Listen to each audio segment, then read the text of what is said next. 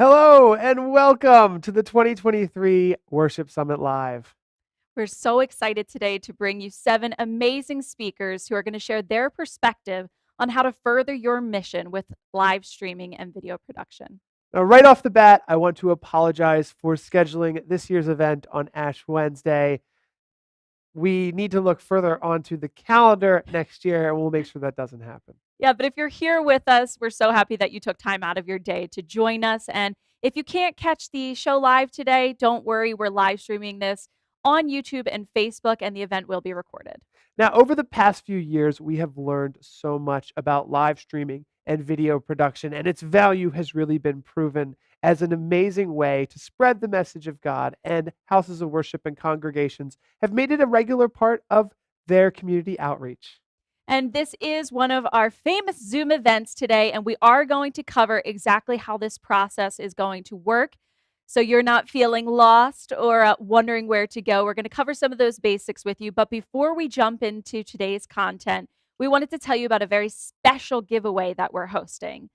We have an amazing giveaway pairing with X Keys and vmix to offer a Move 4K, our brand new PTZOptics 4K auto tracking camera, a vmix Pro license, and an X Keys XK24. One lucky winner is going to win that prize at the end of today's event. There's still time to register for that, so if you're just hopping on, welcome, and you can go ahead and register for that giveaway at this link right here. And Lindsay, if you mind sharing that in the Zoom events chat as well as the YouTube and Facebook chat, that would be great. Awesome. So let's go over today's schedule, and then I want to familiarize you guys with Zoom Events, which is a really great platform that not only allows us to host a webinar with lots of educational presentations, but also gives you the ability to do breakout sessions so that you can network with fellow members of congregations all around the world who are working on the same challenges with their AV and tech departments. So let's take a look at the schedule, and then let's familiarize ourselves with Zoom Events. We've got a lot of great speakers planned for you today. Today's content is going to start off with Tom Buffalano, Director of Business Development and Partnerships with LiveView. He'll be discussing congregation and community, how video helps you engage. Now, really quickly, I want to show you guys the Zoom Events lobby. And what this is Zoom Events is actually a really great tool for so many people who are going to be interested in taking their Zoom meetings and webinars and live streams to the next level. So it's a good experience for a lot of us to try out something new. And I just want to share my screen here. I'm going to walk you through the Zoom Events platform so you can see just how easy it is going to be to hop around between different spaces. So when you join, there's going to be a chat room. And so you can go ahead and say hi. And please do, if you're watching on YouTube or if you're here in the Zoom Events platform, say hi and let us know where you're from. And Lindsay is going to be, moderating the chat here and saying hi. And if you get lost or you don't know what you're doing, just come on in here and say hi in the chat. Hi, India. Thanks for joining. So you can go ahead. I see people are already saying hi, Nathan from St. Louis.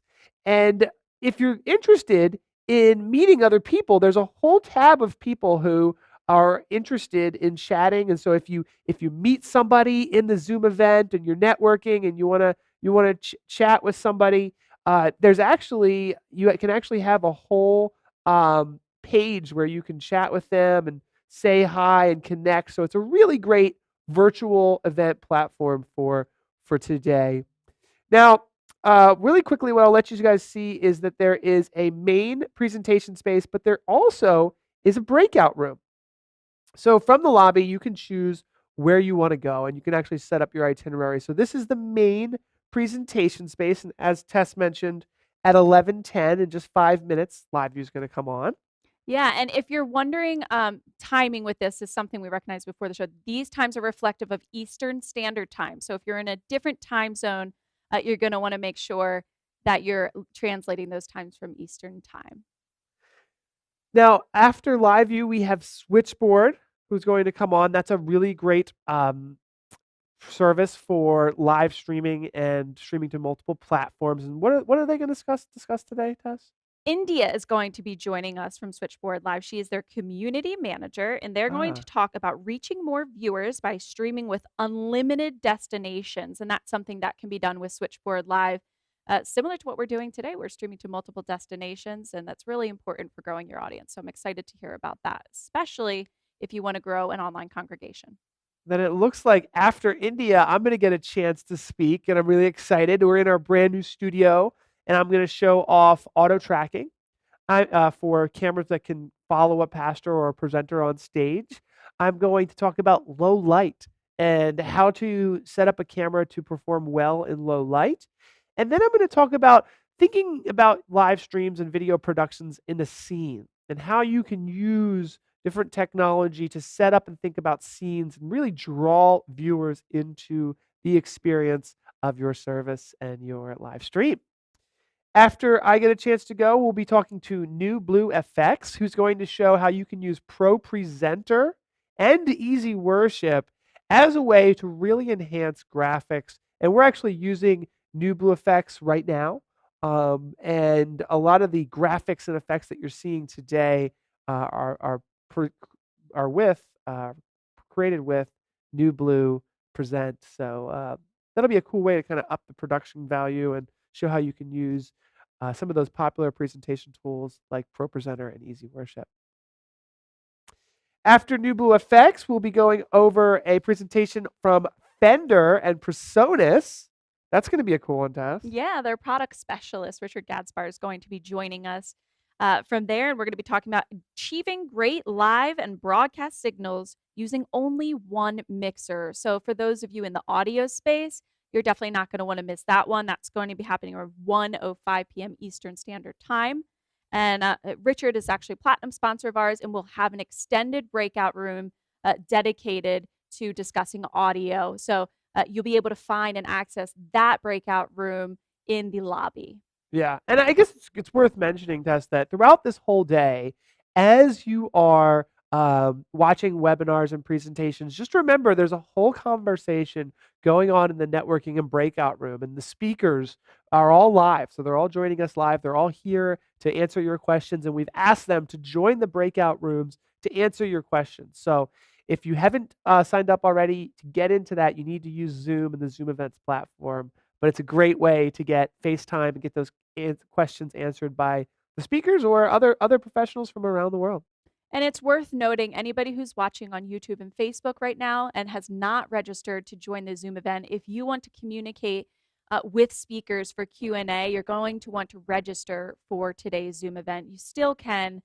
Lindsay, if you wouldn't mind putting the registration link in the chat, thank you. I see it's already up there. You can register for the event so you can engage with speakers in the breakout room that Paul was referring to. Yeah. So that sounds great. We'll do a little intermission, learn a little bit about the X keys that someone is going to win. And then Greg Terry is going to be joining live from Ukraine. That is, I just cannot believe. I'm so excited for this. He's just taking his mission to another level, and I cannot wait to see what he's doing in Ukraine. He's been doing some really interesting things with reaching the people of Ukraine virtually to host worship services. So I'm interested to see how that's going. That's going to be a really good one. And how are we wrapping things up? We'll wrap things up with Pastor Jerome Warfield, growing beyond the four walls of your church using live video streaming. And then we'll do a wonderful giveaway. And again, the whole time there's a great networking breakout session. So pick and choose, it's your journey. So decide whether it's more valuable for you to tune into the presentations or get the group collaboration experience. Everything is going to be recorded, so everything will be available for you to review later. So don't feel like you're going to miss out. We'll post everything, and everything is posted on Zoom Events and recorded on Zoom Events, but also live streamed on YouTube. So you can't miss it. Don't worry. And we're looking forward to a really fun show today.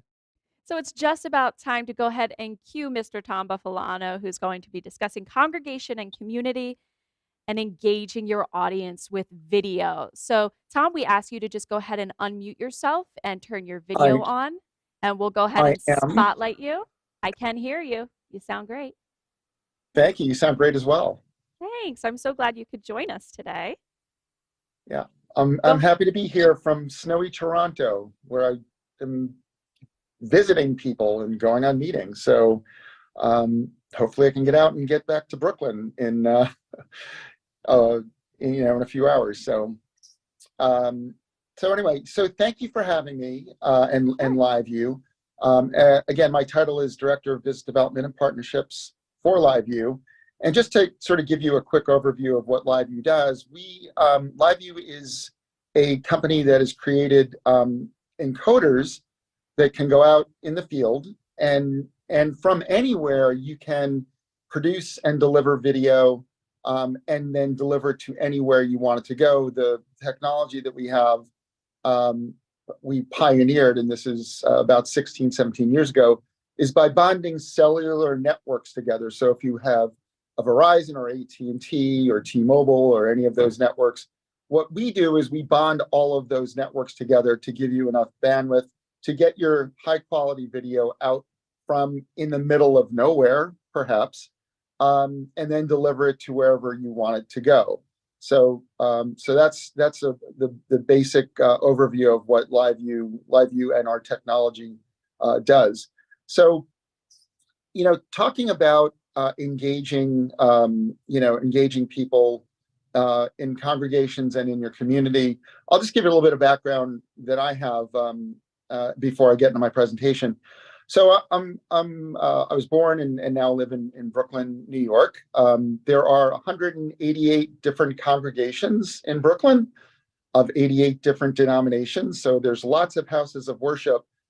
But the thing that strikes me in my personal life is that it sort of doesn't matter. Not that it doesn't matter. It's very important that these congregations not just exist, to serve, to have services and perform ceremonies like weddings or unfortunately funerals, but they also serve as the center of community. So, for example, I have two children, and they went to preschool and summer camp and we're Catholic, by the way. Preschool and summer camp at a local synagogue. And then the sports league that everybody plays in, or the couple sports league that everybody plays in, is St. Francis Xavier. So again, it's you've got your congregations, but you also have the congregations and these institutions as a center of the community, and they do a lot of good that I think, at least from my perspective, using LiveView in a way can help you gain more outreach beyond the services that you conduct. So let me share my presentation in a second.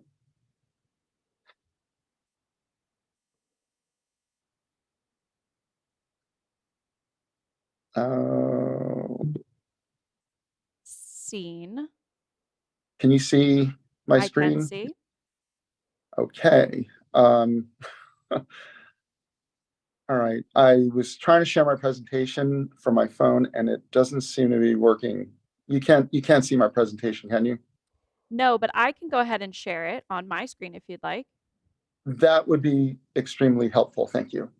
Great. So I'm going to go ahead and pull it up here. And I'll just follow your lead then. Okay, thanks, Tess. So you can go to the first slide after the presentation slide. Thank you.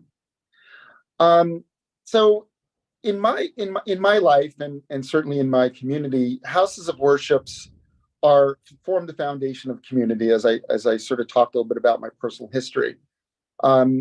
And you serve your congregation members. Obviously, there are things that congregations do every day to serve their members, and building a larger base is also one of those things. And certainly where I live, multilingual, and there's as many languages spoken in Brooklyn as there are members in the UN, member nations in the UN.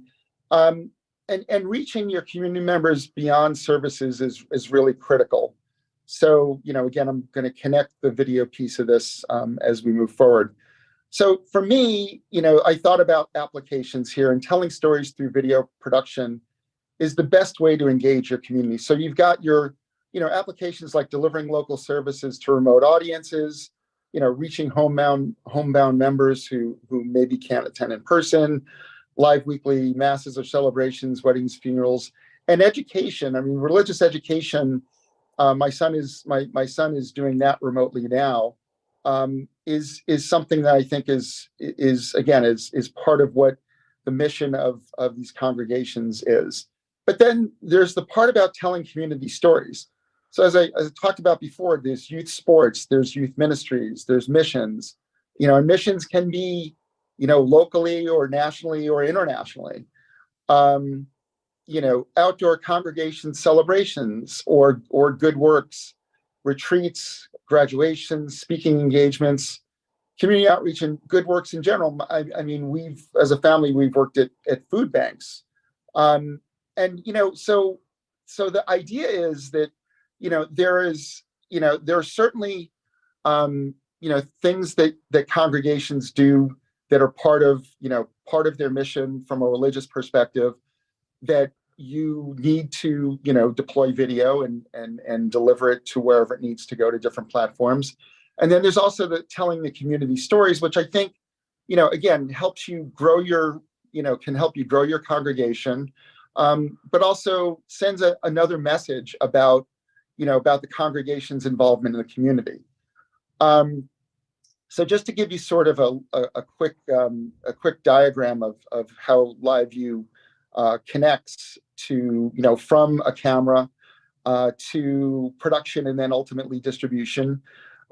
So a camera like a PTZOptics camera can be connected to a LiveView encoder. We then send that out. We can send that out over bonded cellular or an internet connection. You can manage it. You can manage it on your computer. So if you've got some switching software or production software on your computer, we have our own software called LiveView Studio that we're introducing in the next couple months. That is also something you could use. And then you can produce. You can bring in guests remotely if you need to, add graphics, drop it into a player, or drop it into Facebook, YouTube, and you can do that anywhere in the world. So, we can be one part, or as many parts of that different workflow as you need. So next slide, please, Tess. So, how much does all of this cost, and how does all of this work? So what I've done over the next few slides is sort of thought about what's the most basic way that you can capture video and distribute it with one person. I know that a lot of congregations are resource strapped. Volunteers handle a lot of what you might do in terms of producing video. So LiveView, for example, has a software called LiveView Smart that you can just download onto your smartphone and use that to deliver video into a production environment. So, for example, I could deliver video to Tess right now using LiveView Smart, using my smartphone, and it's a high quality way to do it.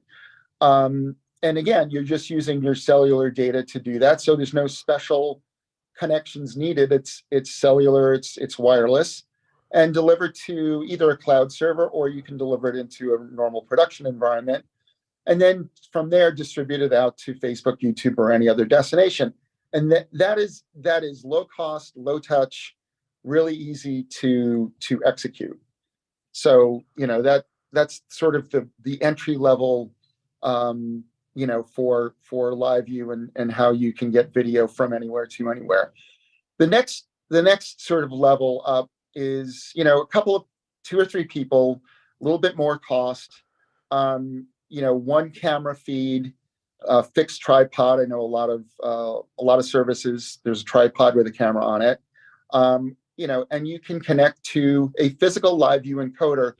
The most basic one we have is called the Solo Pro, and a lot of people who use it stream directly to Facebook or Twitch or YouTube. So it's really easy. It's a very small profile, connects right up to your camera, and then you can just go right from your LiveView Solo Pro into any distribution network that you want to do. And again, you can use it anywhere if you've got a cellular data plan that bonds, all the different cellular networks together.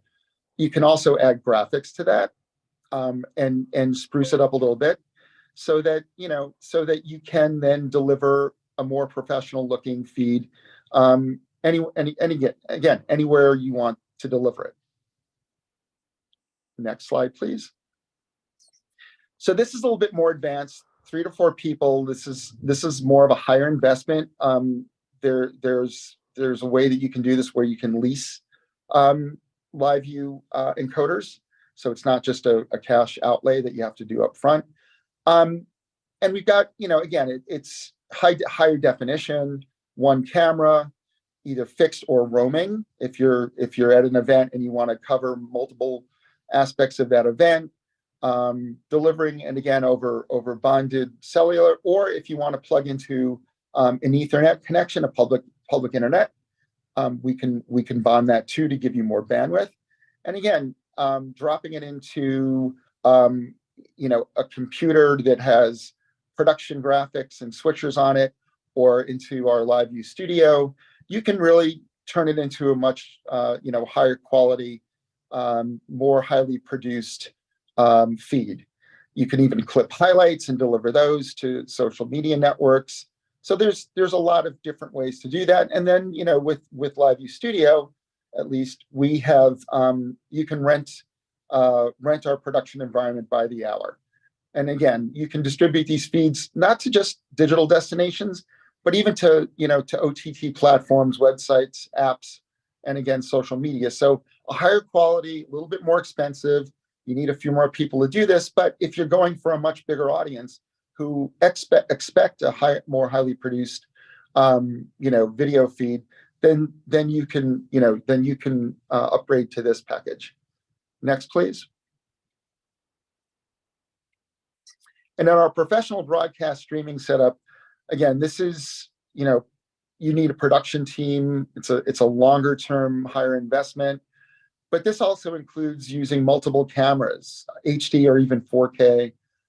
You can do up to 4 cameras with one of our encoders, fixed, roaming, PTZ connected again. And you can also remote control the cameras if you want to do that from somewhere else, if the cameras are fixed at a venue. And again, we can output a much higher quality, high quality production, and you can deliver this. This can actually go to broadcasters if that's what your intent is, or it can go to OTT platforms or to different, websites, apps, or social media platforms. So it's a higher quality. This to me would be for dignitaries that maybe you're attending and holding a large event, and you want to distribute this feed in a professionally produced way to multiple destinations. That's what this would be for. And then the last slide that I put here is a little bit more technical in terms of the workflow. So this talks a little bit of, this shows a little bit more about how our patented LiveView reliable transport encoding is done through our our backpack. These encoders can fit on a backpack.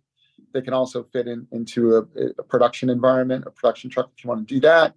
We bond the cellular networks together, and then we can then send that out to through a production environment, cloud production environment or physical production environment, and then drop it off to multiple destinations. So this is just a little bit more of a technical aspect of our workflow. And that's my presentation for today. I hope that I can go into the the breakout room, and if you've got questions, I'd love to answer them for you. But I really appreciate the opportunity to present to this group. So thank you, PTZOptics. And, again, if you've got questions, let me know, and we can help you solve your production needs. Awesome. Thank you so Awesome. much, Tom. That Thank you, worked out guys. great. You were kind of our first trial for today, so kudos to you. I kept right to the time almost, or now I was a little short on time. It's short, but that's fine because this is like an open forum discussion type event, so we're Right. able to address the chat during this downtime. And I did want to kick Great. off your Q&A before you head out of this room and into the Q&A breakout room. I thought I'd kick it Okay. off with a question for you. Sure. Okay, we got one in the lobby actually. Does the LiveView smartphone app require an account? Can you go direct via RTMP or support other protocols, LRT or SRT? From John Portfield. So the LiveView Smart, you can actually, there needs to be a central account, but as a guest, you don't have to have an account. What you do is you get a link to LiveView Smart, you download it on your phone, and then the protocol is basically embedded. So you can send with LiveView Smart, you can send your LRT protocol back to the production environment. However, we do support RTMP, WebRTC, SRT. So a number of different other protocols we do support as well, in terms of ingesting them into our production environment. Awesome. I think that's a great way to kick off the conversation. Tom, if you wouldn't mind leaving this room and within the lobby of the Zoom event, going ahead and accessing the Q&A breakout room, you'll be able to start that two-way conversation with any guests that have questions for you. Great. Thank you so much. Have a great day, everyone. Thanks, Tom. All right, we got through our first one. That was Tom Buffalano with LiveView. I hope you guys enjoyed that presentation. Yeah, over to you, Paul. Great. I mean, wow. LiveView is something that we've used a lot, especially, you know who could really use a LiveView, and I'm not sure what he's doing, is Greg Terry, who's coming up soon, is coming to us live from Ukraine. Now, of course, he'll be joining via Zoom events, but he could really use a LiveView solo. I don't know what the cellular signal is like in Ukraine these days, but man, it's that kind of stuff where you need to live stream. Maybe you don't have a network connection. Maybe you're doing a missionary work and you're not going to have an internet service provider connection at your facility to live stream with. LiveView really helps with that. So it's really nice to see. Now, how much time do we have? Because I have some stuff that we can fill in. We're The 5 gaps minutes here. ahead We've of got schedule. 5 minutes. We're 5 minutes ahead of schedule. Once India pops in, maybe she'll be ready to go ahead a little bit early. India from Switchboard Live, but we're going to have to fill the time until then. How do you want to do that? Do we want to do chat? Do we want to do? Well, let me show the giveaway really quickly, so that everyone can understand how that works. I'll share my screen here. Let's see, where am I at? And I just wanted to make sure everyone can see how the giveaway is set up. Basically, you can go to worshipsummit.live is one easy way to get there. And of course, if you haven't gotten your tickets to the event yet, you can do that. Maybe you're watching on YouTube, but you can click win a free camera. And here you have the ability to basically sign up. And there's 4 hours left. You're going to win a PTZOptics Move 4K camera, whichever one you like, either 12x, 20x, or 30x. All of these cameras support NDI.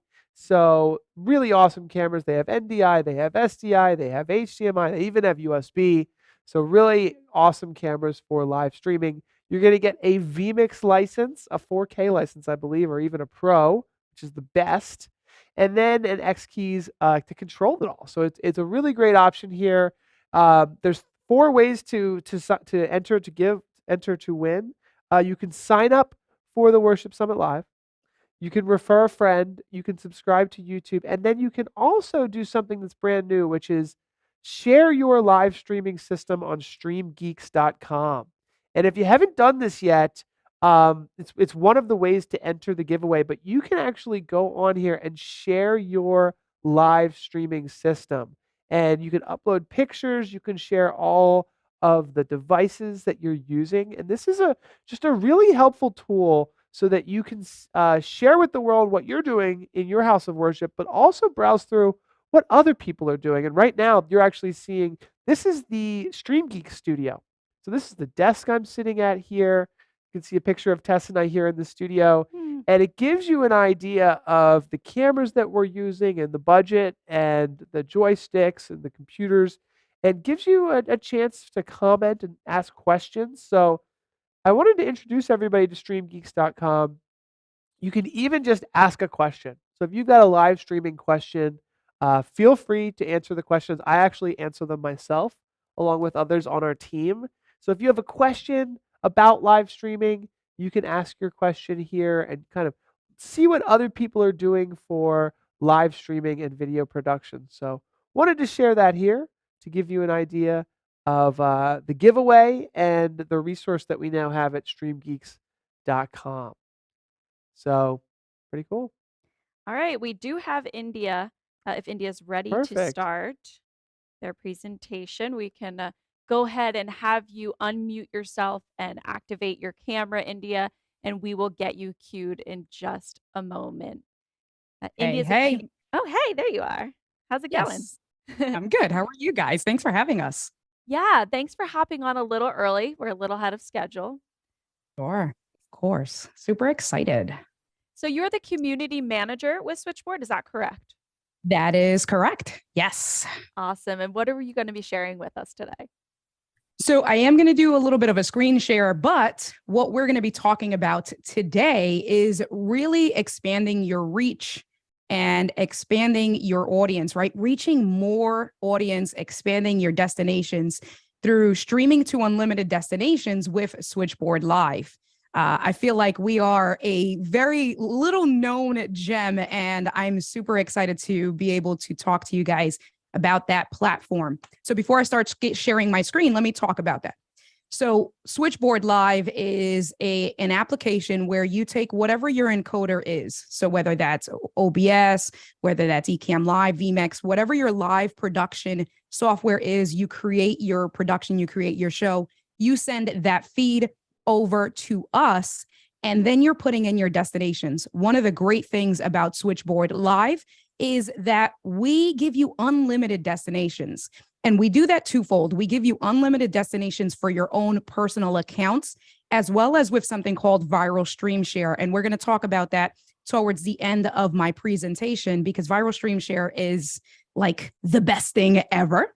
And so we give you unlimited destinations to link social platforms between anything that has an RTMP stream key, anything that has YouTube, Facebook pages, Twitch, Twitter, LinkedIn, any place that you can send your production out to, you can give us that feed and we do it for you. Now, it's really great, one, because again, it is unlimited, but then two, we're going ahead and we're handling all of that bandwidth for you. So think of it where you create your stream and you send that one stream out to us. You can have it in as high as, let's say, 4K quality. You send that out, you connect your destinations, and then we send that out for you. And you can have that really great high 4K quality stream sent out to all of your social destinations. So what I'm going to do now is I'm going to share my screen really quick. So let me get that up and running. Your studio looks amazing, by the way. Oh, thank you. So I am also a content creator on the side. So this is, I take pride and joy in my studio. So thanks so much, Tess. I appreciate that. All right. And if you can, perfect. Are you guys seeing, how does it look? I can minimize this window so we don't confuse things. What I want to show you guys is this one here. Is the view okay? I know sometimes, you know how Zoom is. They can kind of. Yeah. That's right? better. Perfect. All right. Perfect. Thanks so much, guys. Appreciate it. So what we are looking at is the program and the page. If once you become a Switchboard Live user, this is where you'll log in. We call this the Cloud Connect. And this is where you start to build out your destinations and your platforms.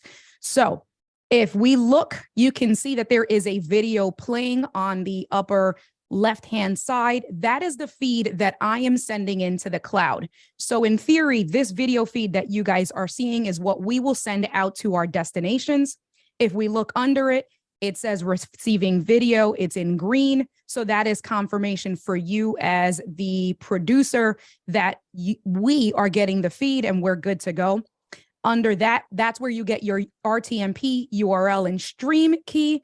So we have a few different ways. You can do the direct through RTMP, URL, and stream key. Or if we take a look towards now the middle of the page, you can see I have some options. You can see that I have my social platforms, a direct link to add Facebook, Twitch, YouTube, Twitter, LinkedIn, and then again, an RTMP stream key. So you can start to add your destinations there. And then I also have some groups. So these groups are collapsed. I'm not going to spend too much time with that, but you can start to add groups. So I want to give you guys an example.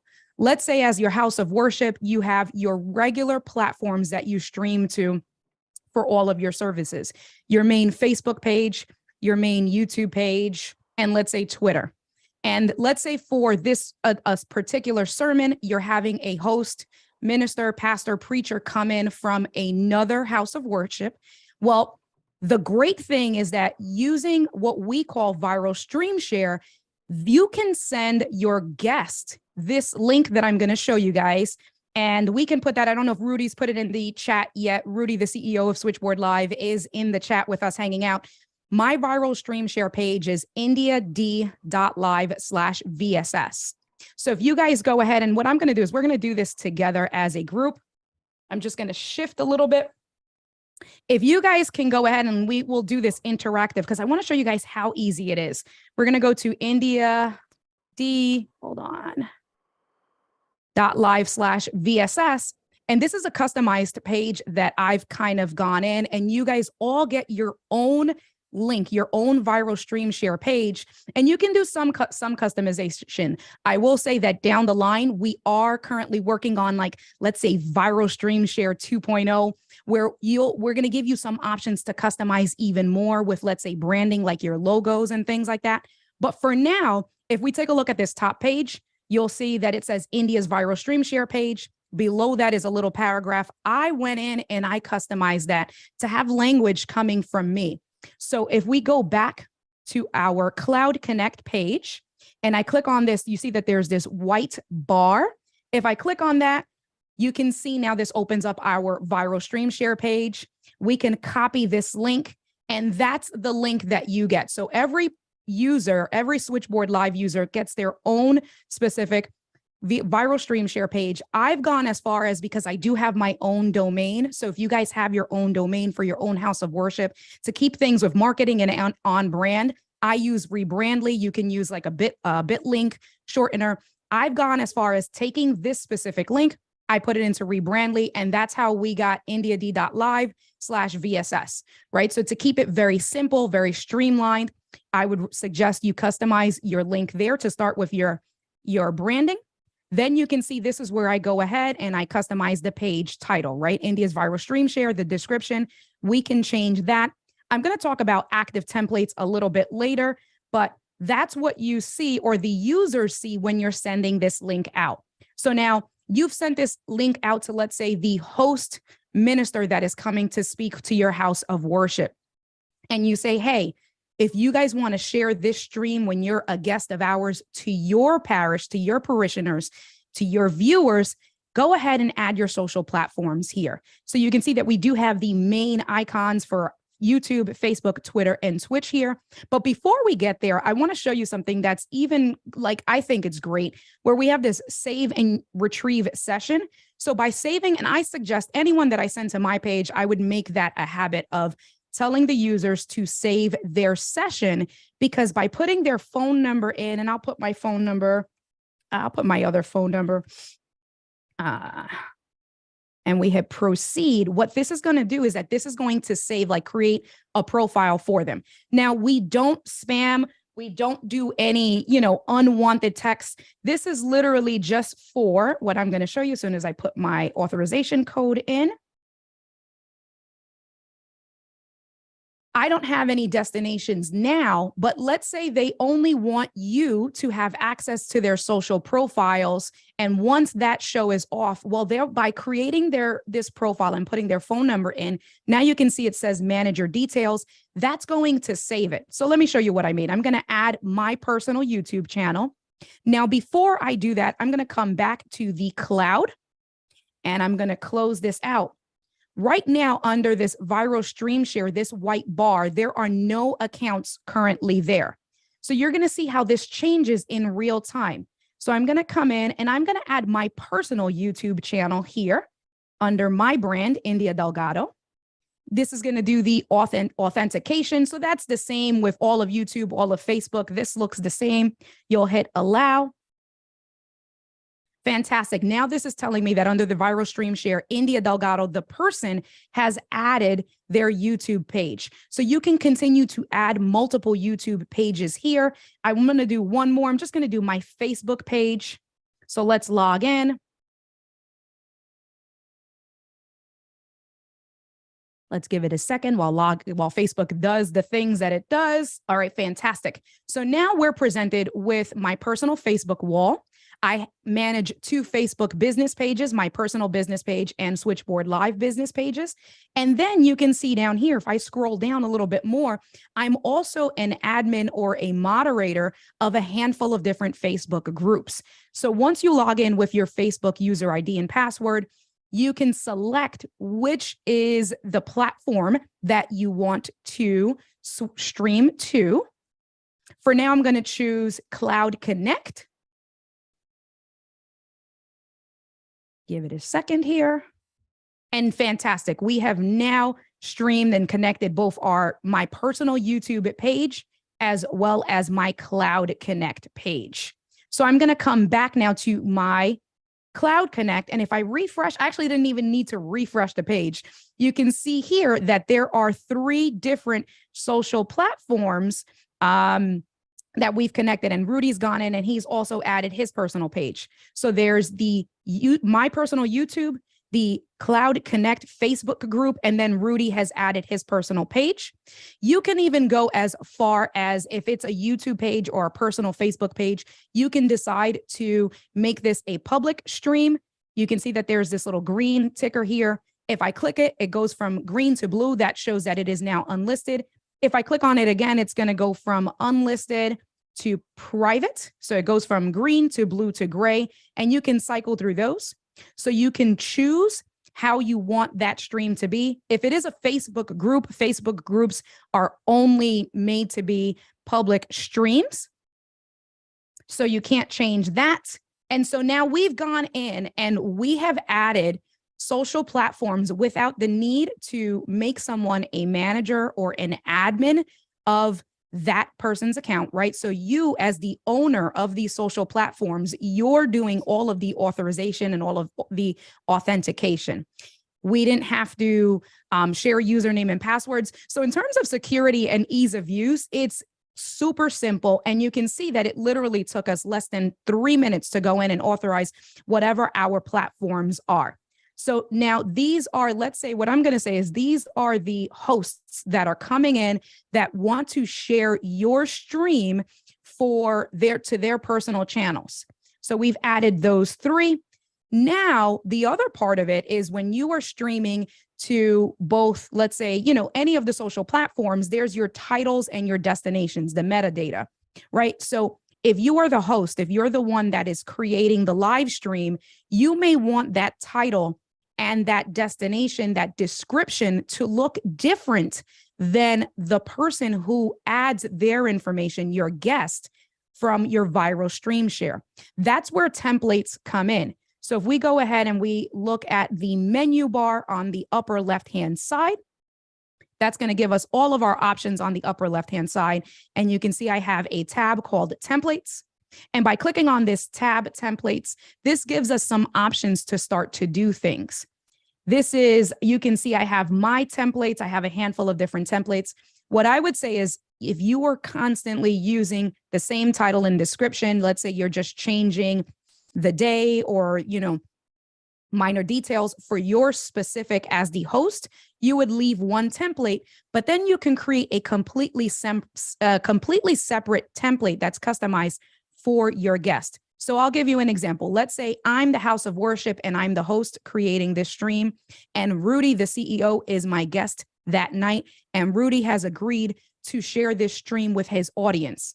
I have 1,000 viewers on my channel. Rudy has 5,000 viewers on his channel, right? So when you think about the reach and the people who have viewers and their audiences, by having them add on their channels using viral stream share, if everyone joins in during those streams that it's going to Rudy's destinations and my destinations, we're expanding our reach by just coming together and being unified, right? But if you want to go in and I'm going to create a template, I have my own template for me as the host, but I do want to go in and create a template for my guest. You would just click on this plus sign.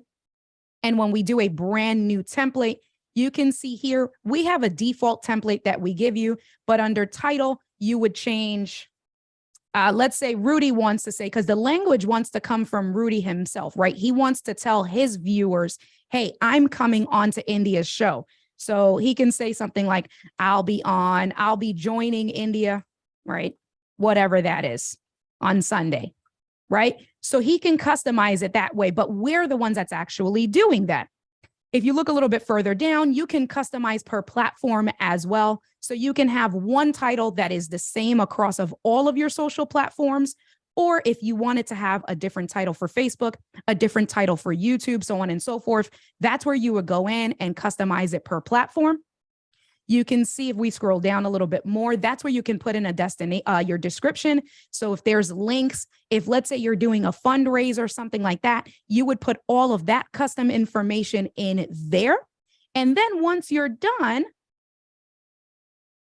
I'm going to go ahead and I'm going to come back to my workflow.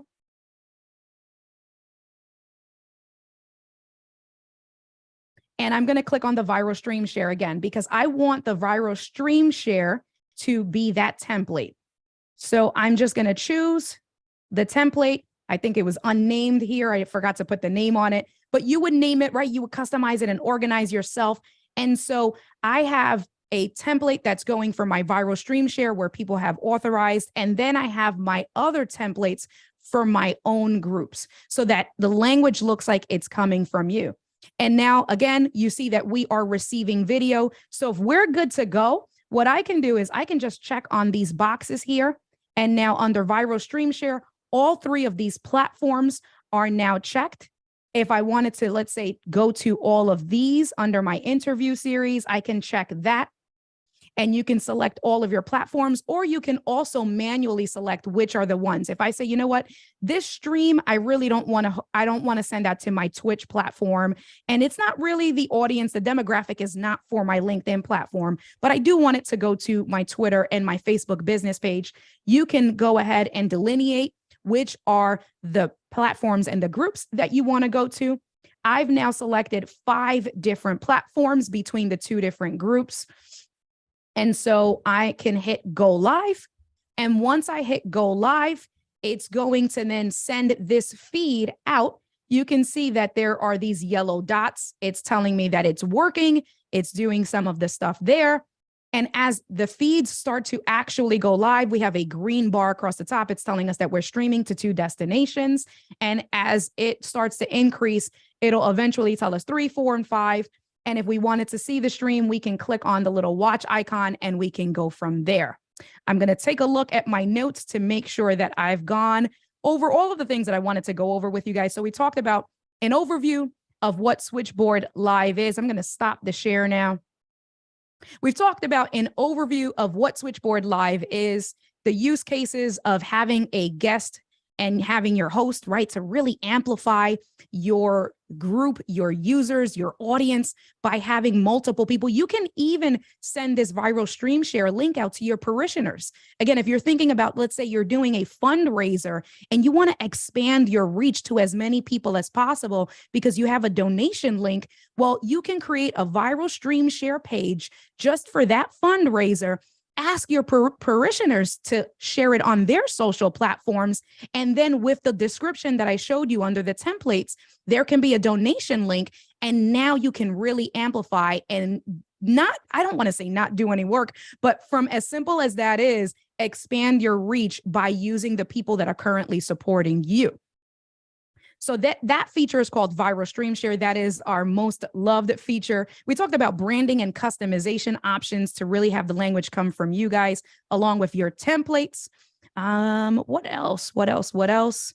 And the only other thing what I'll say is, and of course, I'm sure there will be questions for us afterwards, is that to get you guys to try out Switchboard and to give you the opportunity to understand it and really put it to test, we are providing you guys a 1-month free trial.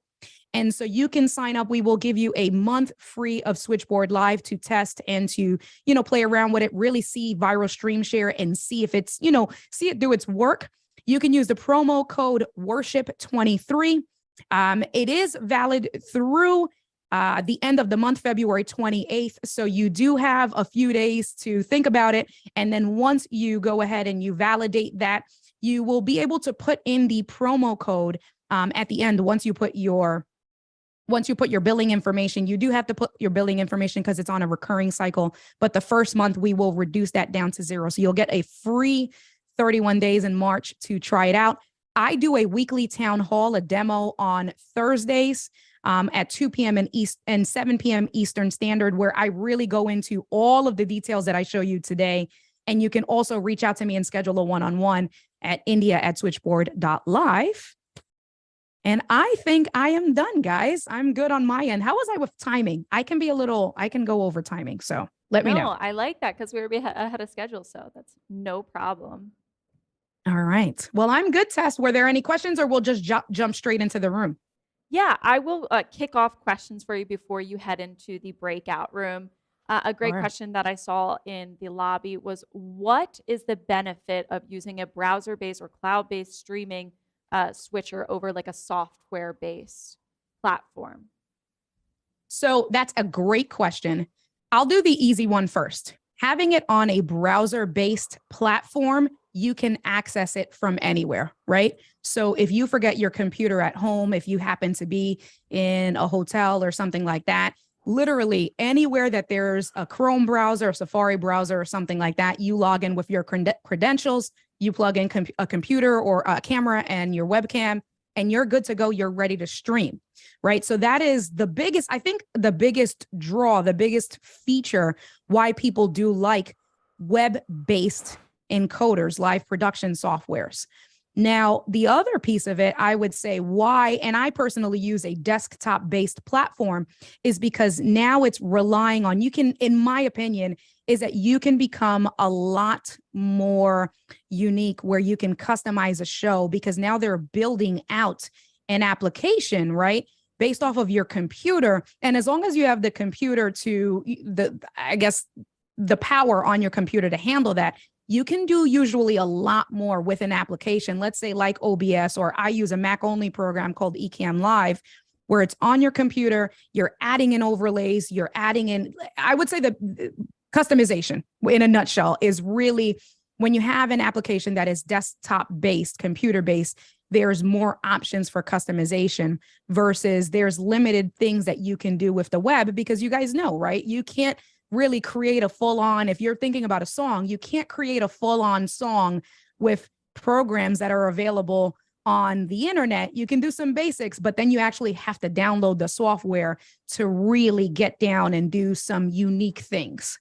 I hope that answers the question. Yeah, that does. And I do see a few more questions coming in through the chats. And since we do have a couple extra minutes, do you mind if I just cover them with India? Let's do it. Okay. Absolutely. Another one is the pricing that's visible on the website right now. Looks like it might be temporarily discounted. How long is that going to last? I will circle back because I'm not sure. I will circle back with Rudy because I don't know if there were changes. I'm not sure of. Or if Rudy is in the chat, Rudy can answer that for us as well, because what I do know is that we're also revamping our pricing for the better. So even if this is discounted for whatever short amount of time, We're in the process of very, very soon. In my opinion, we're going to be giving you more for less. So we'll circle back to that. I'll pin that one. Yeah, and you also mentioned, thank you. I didn't know that you were going to do that, the Worship 23 code for a trial. So thank you guys for doing that. I did put that in the chat for users to visit switchboard.live and use that coupon code Worship 23. Great. Perfect. And finally, Veronica's asking, once you're live, do you have access to the live chats that are tied to the social media platforms you're streaming to?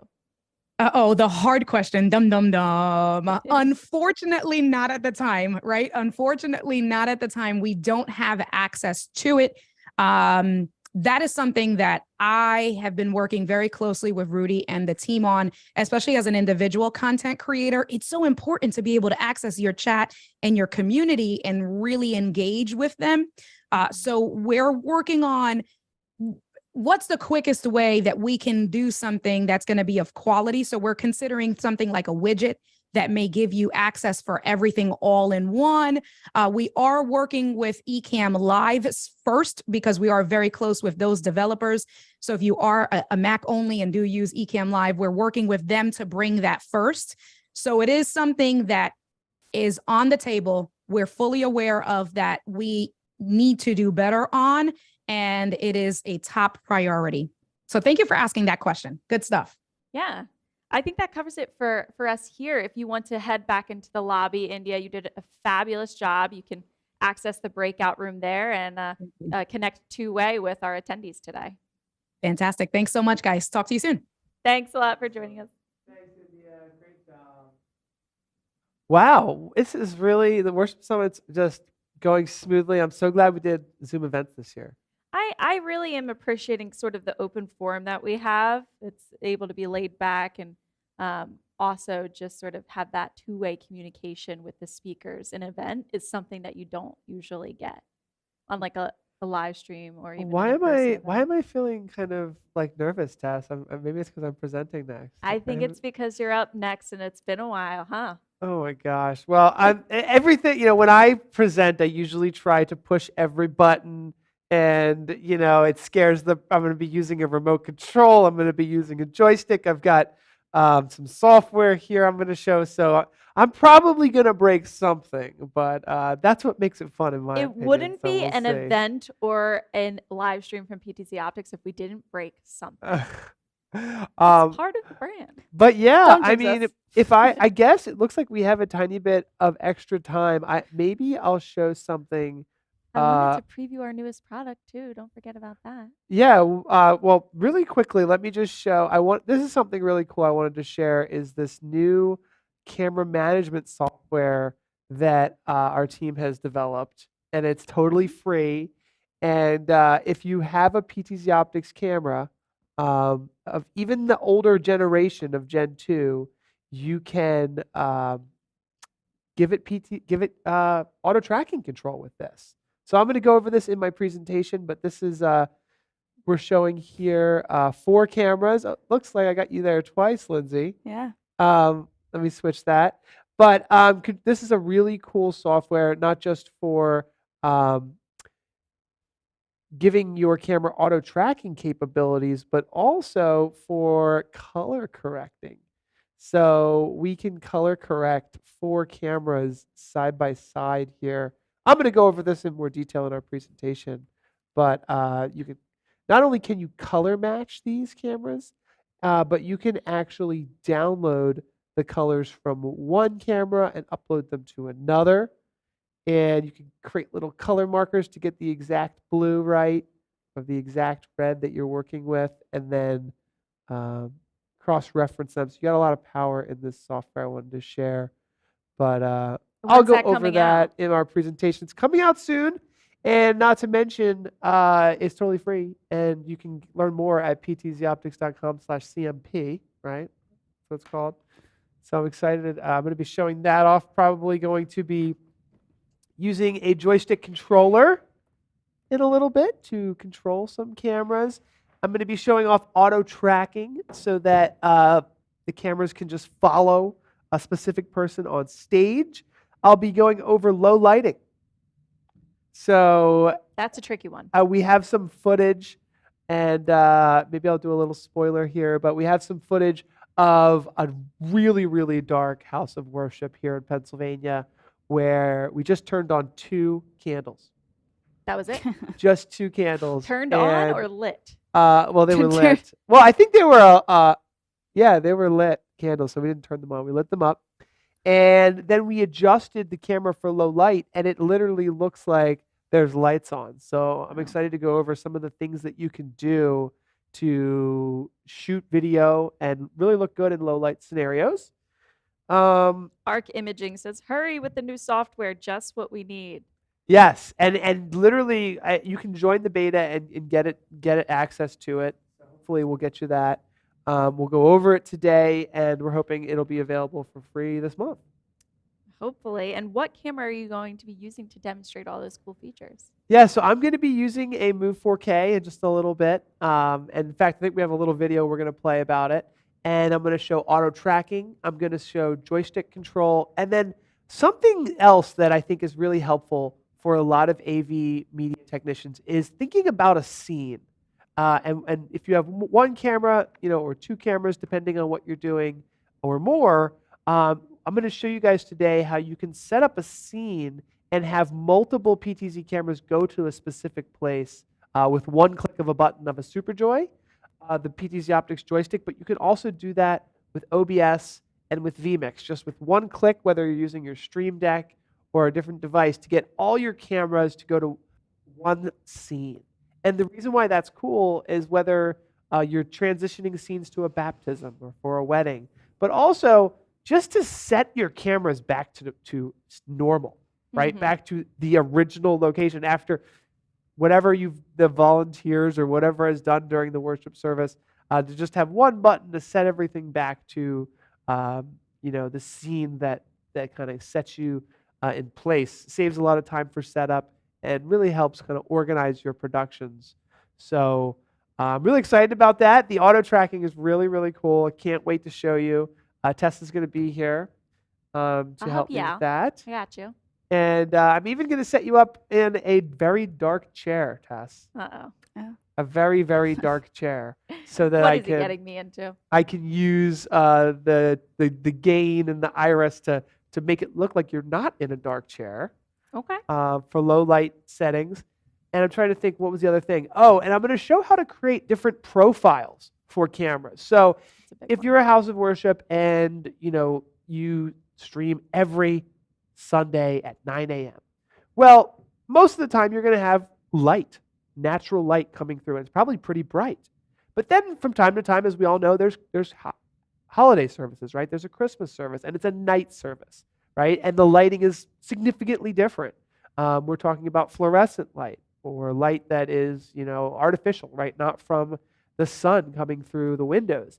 And we could set a different profile for that, and literally with a click of a button, change all the settings in the camera to look good for daylight and look good for low light, or or artificial light, right? The lights that we turn on with the flick of a switch that are powered by electricity.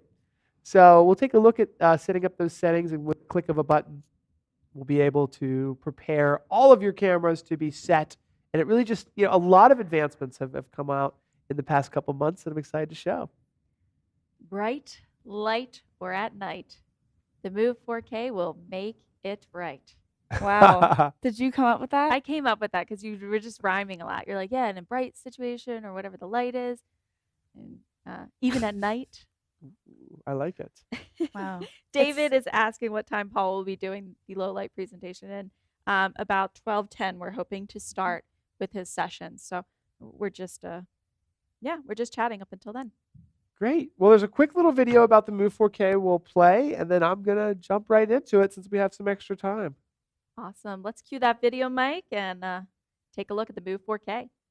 Introducing the new PTZ camera from PTZOptics, the Move 4K, designed with the future in mind. Featuring built-in auto-tracking capabilities, the Move 4K offers an intelligent video production workflow, freeing teams of the need for a camera operator. And with resolution up to 4K at 60 frames per second and an upgraded Sony CMOS sensor, You can prepare your setup for the future while still accommodating HD and Full HD equipment. Every Move 4K camera features SDI, HDMI, USB, and IP output, and comes native with NDI HX3 for unparalleled performance and versatility. And with the camera's PoE Plus capabilities, one Ethernet cable can do it all: audio, video, power, and camera control. Available in 12x, 20x, and 30x optical zoom, the Move 4K line can track subjects up to 300 feet away, ideal for houses of worship, virtual learning, entertainment, and more. The camera also includes a built-in tally light to keep talent and production in sync during any video broadcast. The Move 4K features some of the most advanced auto tracking in the industry, with the ability to lock onto a specific person even while others are in frame. Users can switch between participants with just a click of a button. For improved ease of use, Move 4K operators have access to the new web UI from PTZOptics, which provides easy access to features like image adjustments, presets, SRT streaming, and MIDI control, all in one simple menu. And as always, the Move 4K comes with PTZOptics' industry-leading 5-year warranty and award-winning support. The latest in PTZ camera technology is finally here. Prepare your video production setup for the future with the Move 4K from PTZOptics. The entire Move 4K line is now available from any of our trusted resellers, starting at just $1,979 MSRP. For more information on the camera features and where to buy, visit ptzoptics.com/move-4K.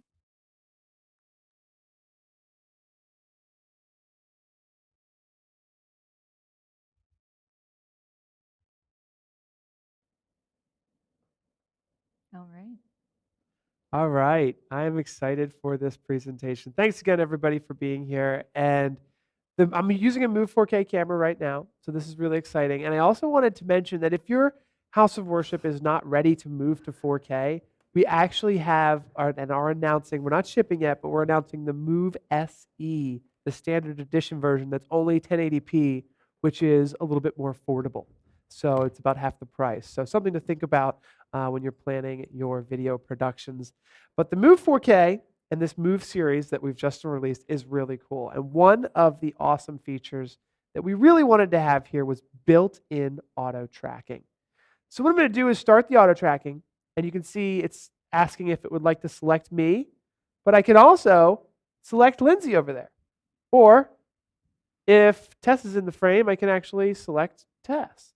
And this is just really cool because what it allows you to do Pick one is of us. select a single person. I'm going to pick myself here and follow them. So I want to just show how great that is. So what we can do is when auto tracking starts, the camera will call something called preset 0. So when I hit auto tracking, boom, it's going to go right here, right? It's going to select me, and that's great. So for a lot of our customers, they may want to have preset 0 set at the podium of the stage. So what will happen is you turn auto tracking on, and it's going to zoom in to a specific area and recognize that person. And one of the great things about this is it's not going to worry about any other people. It's literally, it knows the person you have selected to automatically track, and it will track them anywhere they go on stage. So even if you're trying to like hide from the camera, it's going to follow that person. I've actually got a really funny video of our friend Tom Sinclair at the Grace Anglican Church, literally like running back and forth and trying to, trick the camera, running as fast as he can. It's going to follow you. So it's one of the reasons why the Move 4K cameras are so great is because it's built-in auto tracking. So it's not requiring any software. So that's why it's so smooth and it's able to, track, and it's also able to tell the difference between people who are in the scene, which is important. So if there's a choir or anyone out there, it's going to automatically track. Now, as an AV team member, right, having the ability to track a single person really kind of relieves the need to be on a joystick, right? And it'll automatically zoom in, as you see here. It'll automatically follow the person. And now you can spend more time on Proresenter, right? You can spend more time on the video production pieces of your setup. So you can create more unique scenes. So I'm going to go ahead and sit down at my desk now as we kind of demonstrate this camera's capabilities. And I want to switch to a little presentation. I have some funny videos I want to share and kind of talk about how great this system really is. So first of all, I've got a video here I want to share from Tom Sinclair. And I'm guessing Mike has this video that's coming into production. And here it is here. So this is Tom at Grace Anglican Church, and his church was one of the first places to get the Move 4K cameras. And he was just setting it up. This is a pretty standard setup where, you know, a lot of pastors like to walk around. In fact, the first question I want to ask everyone is, does your pastor or leader at the church, do they move around a lot? Is this normal for you, or are they stationary? Because actually, at our church in the Presbyterian Church in Westchester, our pastor actually doesn't move around that much. She stays put. So we'll see. We're looking for a new pastor. Maybe the next one will be like to move around a little more. But you can see here how important it is to do that. Now, once you have the camera auto tracking like that, now you can start to follow the scene and maybe, you know, cut into a different scene. And that's what I'm going to kind of show. Now, another thing a lot of people ask us, and I want to show this, is what is it like to have a 30x optical zoom camera in a house of worship? And you can actually get these Move 4K cameras with auto tracking capabilities with 30x optical zoom, meaning they can track someone from up to 300 feet away. Now, this is the Abington Presbyterian Church, and their 30x camera is mounted at the back of the sanctuary, and it's about 150 feet from this beautifully carved wooden cross. Now, when you're zooming into something from this far away, you're doing something that we call image magnification. And image magnification is a really, really cool thing. And what image magnification is the ability to take a detail, something beautiful within your sanctuary, and show it to people larger than life, larger than they would be able to see with their own eyes. And that was a huge breakthrough for a lot of churches, a big eye-opener to say, wow, I can zoom in on things inside the church, like this beautifully painted, or not beautifully painted, beautifully made areas of this house of worship. This is a view of Jesus on a this is stained glass here, and you can see the details of the stained glass and what was created here better with the 30x PTZ camera. I'm going to pause it here for a second. You can see this. The congregation at Abington Presbyterian Church had never seen how beautiful this was. It was made 100 years ago, and now we're seeing it on a giant projector, seeing details of things that just literally no one had ever seen before. I mean, you could see it, but to see it in such detail, like the detail and the artistry in this, and this is just a real example of the 30x optical zoom.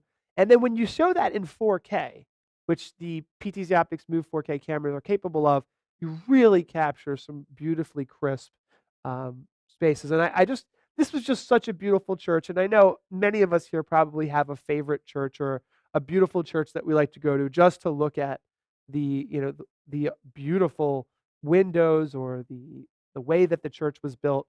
And this is one specifically that is one of my favorites. And I just wanted to show just some real live examples. And this is just a real example of using a PTZ camera, and we were zooming in with it. There's a little bit of a shake because it was on a tripod, but you can see how you can uncover some of these details. And there's probably certain areas of your house of worship that during certain times of the year you can zoom into and show people, some of the details and what, like for example, these stained glass windows. There's one for 6 or 8 saints, patron saints, and each one of these patron saints are celebrated throughout the year. So you have the ability to kind of highlight beautiful places of your church. And I really believe that by doing something like this, you're going to not only be able to reach more people to come into the church. So if you're showing them the beautiful details of the space, it's going to encourage them to come in more. So that was you saw that clip a little earlier with Tom Sinclair. I got another clip. We went out and showed, I sped this clip up a little bit. So I think this is at 200% speed here.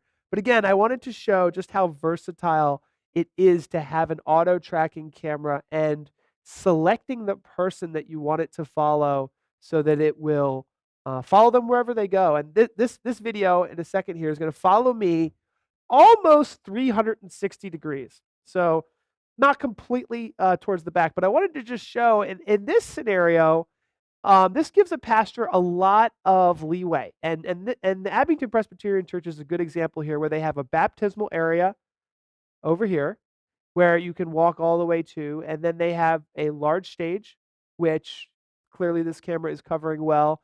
And then they have other areas of the church that it will automatically track fully left to right and really automate the live stream. And a lot of actually houses of worship that we work with actually live stream directly from the cameras. So you can set up an auto tracking camera, set it up to track your pastor, and literally live stream directly from the camera, and it really simplifies the setup. And I'll spare you this part of the project where I play piano, because that's a bit much. So I'm going through my presentation here, and let me get to the next spot here where I wanted to talk about simplifying the technology. So obviously auto tracking is going to simplify the technology. Image magnification that we were showing earlier is really powerful. So we're going to talk a little bit about that. I want to talk a little bit about camera control and some best practices there. We have some free guides on that as well. And then I want to talk about using low light. And I have some live video here that I'm going to jump into and some best practices for working with low light. In fact, our team put together a PDF guide called PTZOptics.com/get-started, where it gives you some starting points. Now, every church is different, but some really good starting points for setting up low light. So that's the thing I want to show next. Now, a friend of mine sent me this footage from his house of worship. And you can see here, so these two videos are playing. That's live video. On the right side here, this is the actual lighting. So it is a very dark house of worship. That is what it looks like. There are 2 candles. Now, on the left-hand side, you are seeing the footage from a PTZOptics Move 4K camera. So with that lighting on the right. So you can see what you can do by adjusting the gain and the contrast and opening up the iris. So I know it almost looks like too good to be true here. Let me see. There's some motion, I think, towards the end here. He waves his hands around. That is literally almost in complete darkness.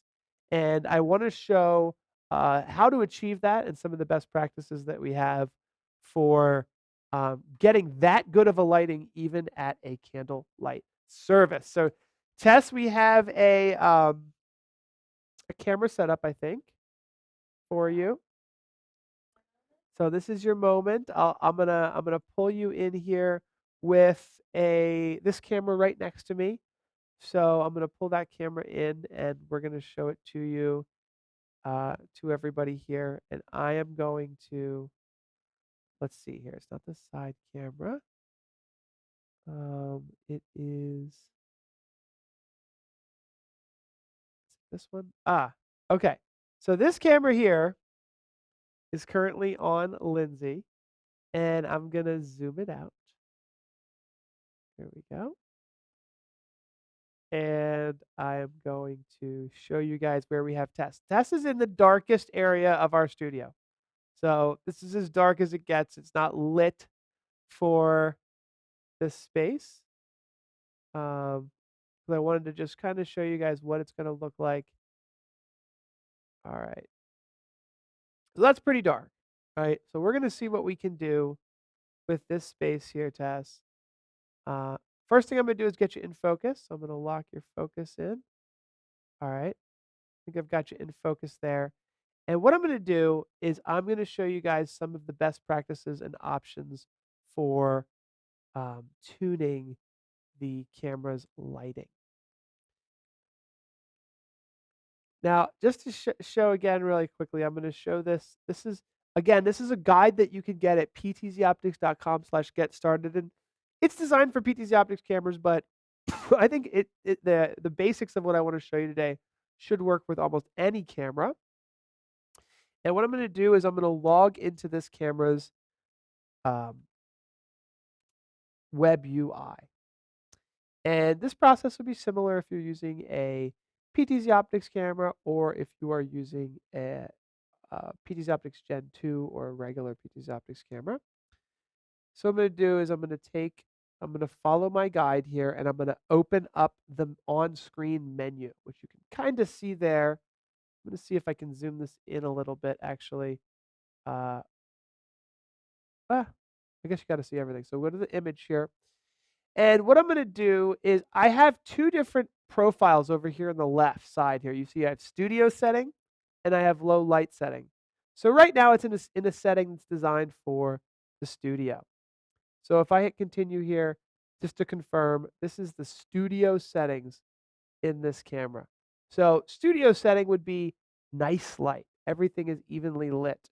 What we're going to do is we're going to go to a low light setting, and I'm going to walk you through getting there. But once it's done, you can save that profile, and just with a click of a button, I'll do it really quickly just to show. With a click of a button, we can completely change the lighting. And so now, once that's done, watch this. Look how Tess looks now. And I'll get rid of the menu. So just with one click, without even doing much here, I've pretty much fixed my entire lighting issue.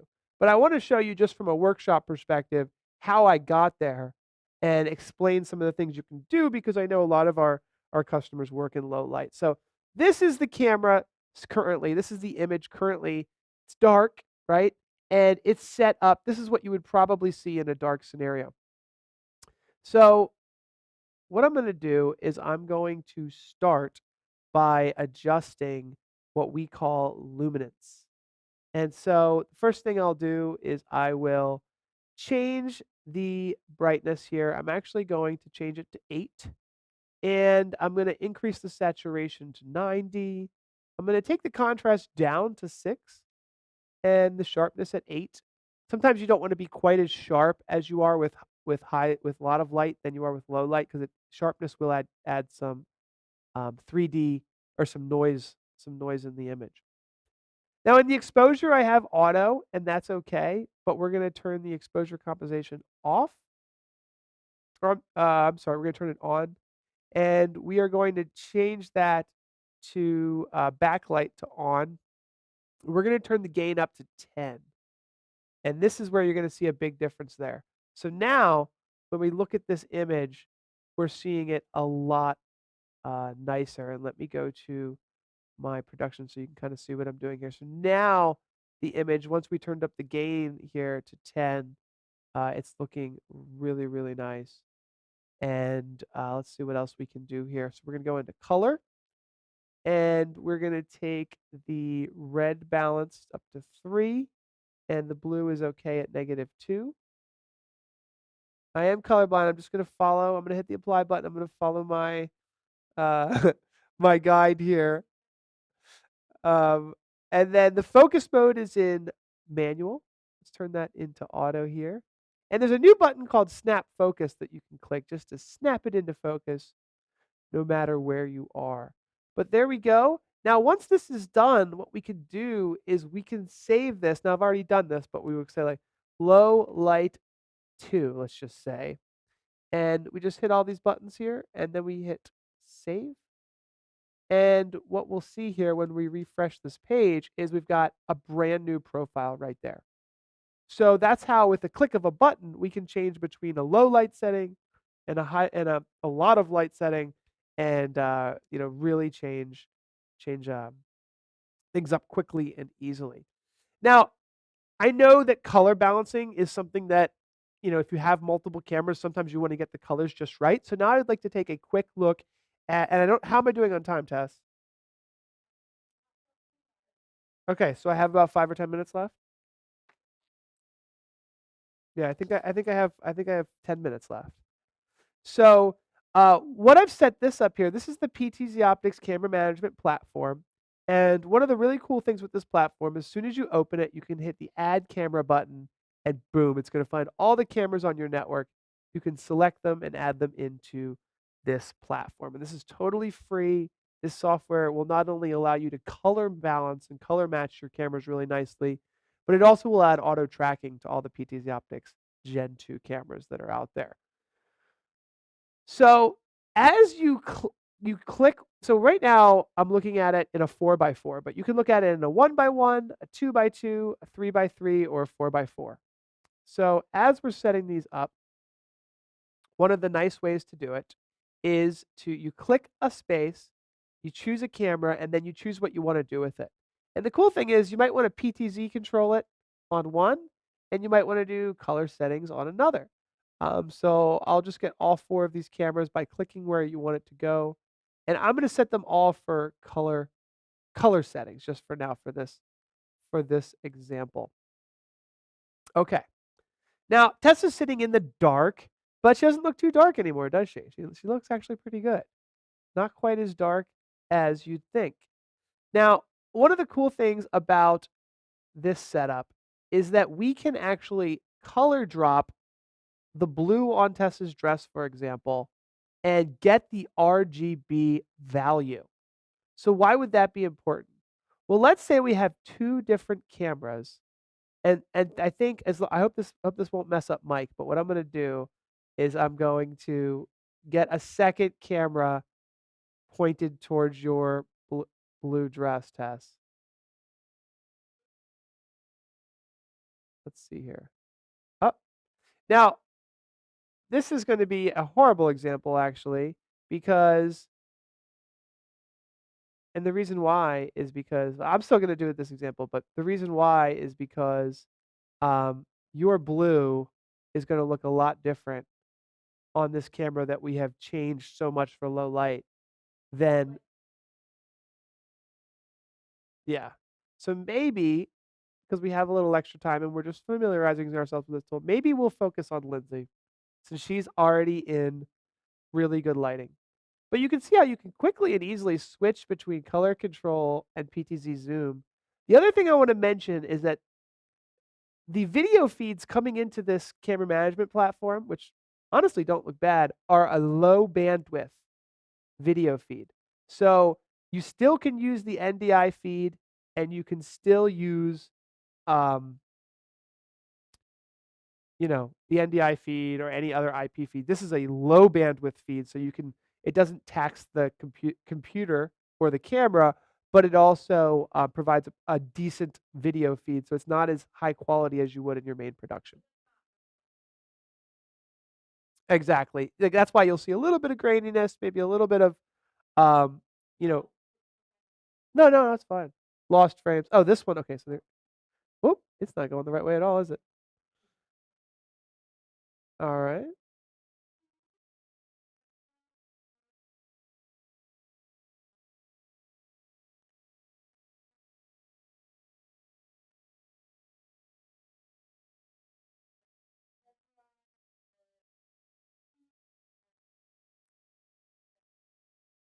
That's a good point. Yeah, because I'm kind of jumping around here.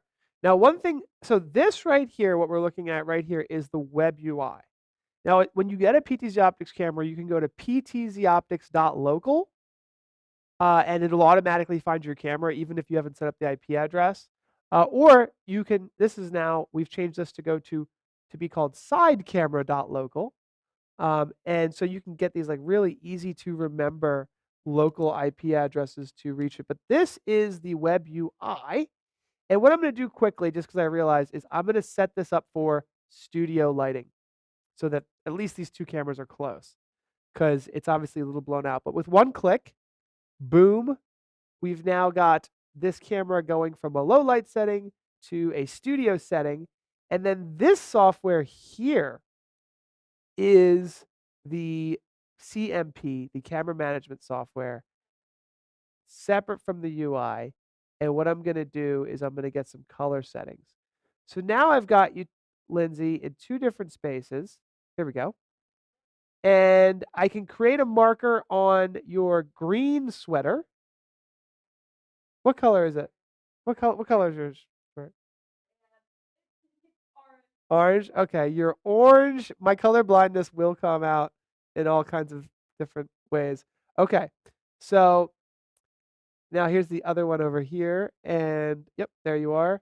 And now again, I'm going to drop a color marker over here on your shirt.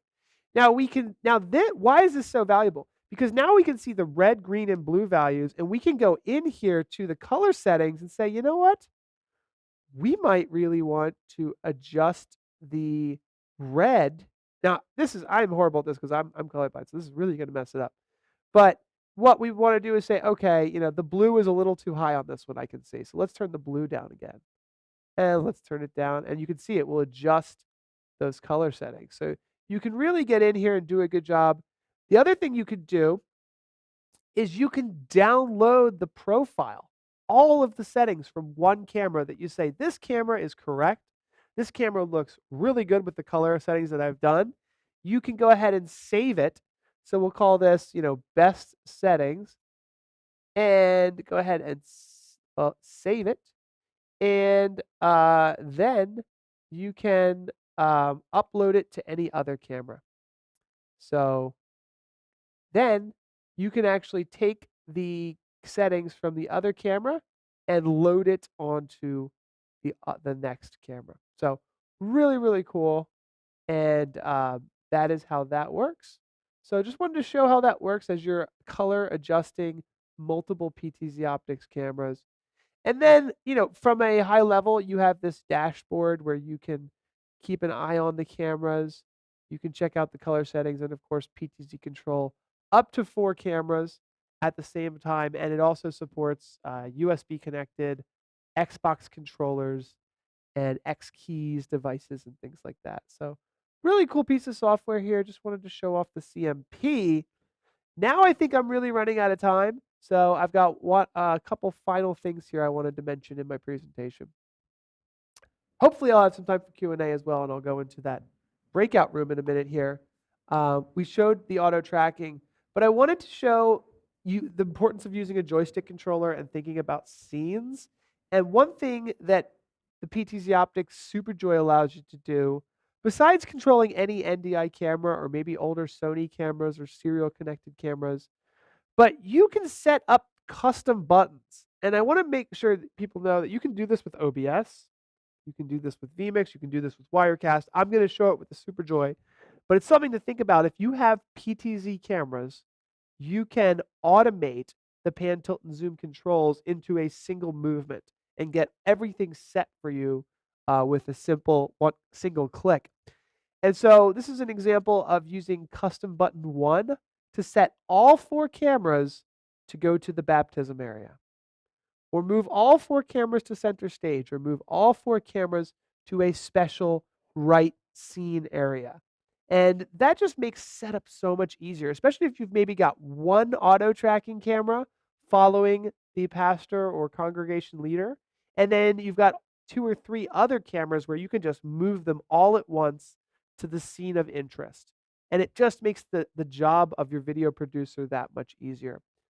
So whether, and I know a lot of smaller organizations actually start, gathering in local high schools and stages, for example. And so you can set up PTZ cameras on tripods and use a stage, for example, to go stage left, stage right. And if you're having a performance or a drummer or a band member, you can move all the cameras at once. So that is my presentation. Do you think I did okay, Tess? Everyone in the audience, if you're interested in learning when the CMP is available, you can head to ptzoptics.com/CMP. Let's get that in the chat and sign up for updates. It's in beta right now, but hopefully within a month, this will be free and publicly available to our audience. And those of you who are watching the section with the web UI, that is currently available with the Move 4K cameras. And there was just a recent firmware upgrade that included some additional features, which some of you might be questioning. I don't see that on my web UI right now. But we just had a recent firmware upgrade with some new features. So, yeah. Great. Well, I am going to jump into the Zoom session, the breakout session pretty soon here. But if there's any questions we want to answer before then, let me know. It looks like I see one popping on the screen here, but I can't read it because it's so small. Oh, All here we right. go. Do the help Move you. 4K cameras have image or vibration stabilization? They do not, but the new Move, and really the camera that has the most optical zoom is the 30x, and that's the one that's most susceptible to image vibrations. We have a new specific camera mount for the 30x that is twice as strong, and the metal is twice as thick as the old camera mounts. So for the 30x, which is the camera that zooms in the most and that has the most vibration issues when there's people walking on the platform that it's mounted, we've built an even stronger mounting bracket to help with that. Awesome. So if you want to go ahead, Paul, and head into the breakout room, we are going to go ahead and cue our next presenter. Jeff, before I butcher your last name, is it Mickles or Michaels? Michaels. Michaels. Okay, thank you so much. I didn't want to mess that up right off the get-go. I see your audio and video is looking great. Yeah, are we ready to go? Yeah, we're going to go ahead and cue Jeff Michaels, software developer for Proresenter, demonstrating Proresenter with NewBlue. Take it away. Well, actually, we're not quite ready. We got 4, 3. Okay, now we're ready to go. Hi, my name is Jeff Michaels. I've been a pastor for the last 22 years, and I'm also a computer programmer. And for the past few years, I've been in communication with the folks over at NewBlue, who reached out to me and asked me to write a connection between their titler software and Proresenter. Now, they're experts in the world of live video graphics, but they wanted to find a way to serve churches better. And so I'm really excited to show you today what we've developed. But before I get into all that, let me first talk about the problem. Of course, everybody knows back in 2020, when churches went remote, the popularity of church live streams finally went through the roof. But most of the churches I knew were struggling to get the technology working for them. So I was a pastor in Lafayette, Indiana, and had built a relationship with a bunch of different churches and was working, many, many hours just trying to get them connected to the whole live stream world. I tried to teach them how to get the cameras set up right, how to get the computers set up right. And then I spent hours counseling with my parents out in California to help them get a live stream set up. It was so hard helping these friends of mine understand the cameras and sound and video encoding that I didn't even have time to talk with them about camera angles and video compression, let alone graphics. But now we're a few years down the road. And even though a lot of churches have better cameras and better switching devices, I think the live stream game for most churches is still pretty lackluster. But you know what? I'm a person who still believes in excellence. Churches used to build elaborate structures to represent the glory of God. And even though I'm one of the more contemporary guys who doesn't believe that an elaborate building is required for worship, I still admire the passion for artistic beauty and excellence in the work of worship. And that's why I think churches should put a little bit more energy into making their video productions look more professional. And if you're on this Zoom chat, then you care about that stuff too. But let me show you some of the problems that I think we should be trying to solve. This first church that I'm showing you is one of the largest churches in my hometown. And this is an actual clip from one of their recent live streams. Now, they've been live streaming for the entirety of the time since the pandemic, maybe even before then. But basically, all they're doing is they take a video switcher and they put the graphics from the main auditorium at 50% opacity right over top. Now, I'm sure it's accomplishing the goal that they have, which is to get both the lyrics and the presence of the people on stage at the same time. That's our big problem with live streaming. Church is a very present experience. We want people to be experiencing each other's presence. And so we need video to help us have that sense. But church is also a very meaningful experience. And so we want to have text available to people. And how do you get both at the same time is a challenge for many churches. Now, this is another church from my hometown that does a much better job, but what they're doing is they're simply putting the television on the stage next to the pastor.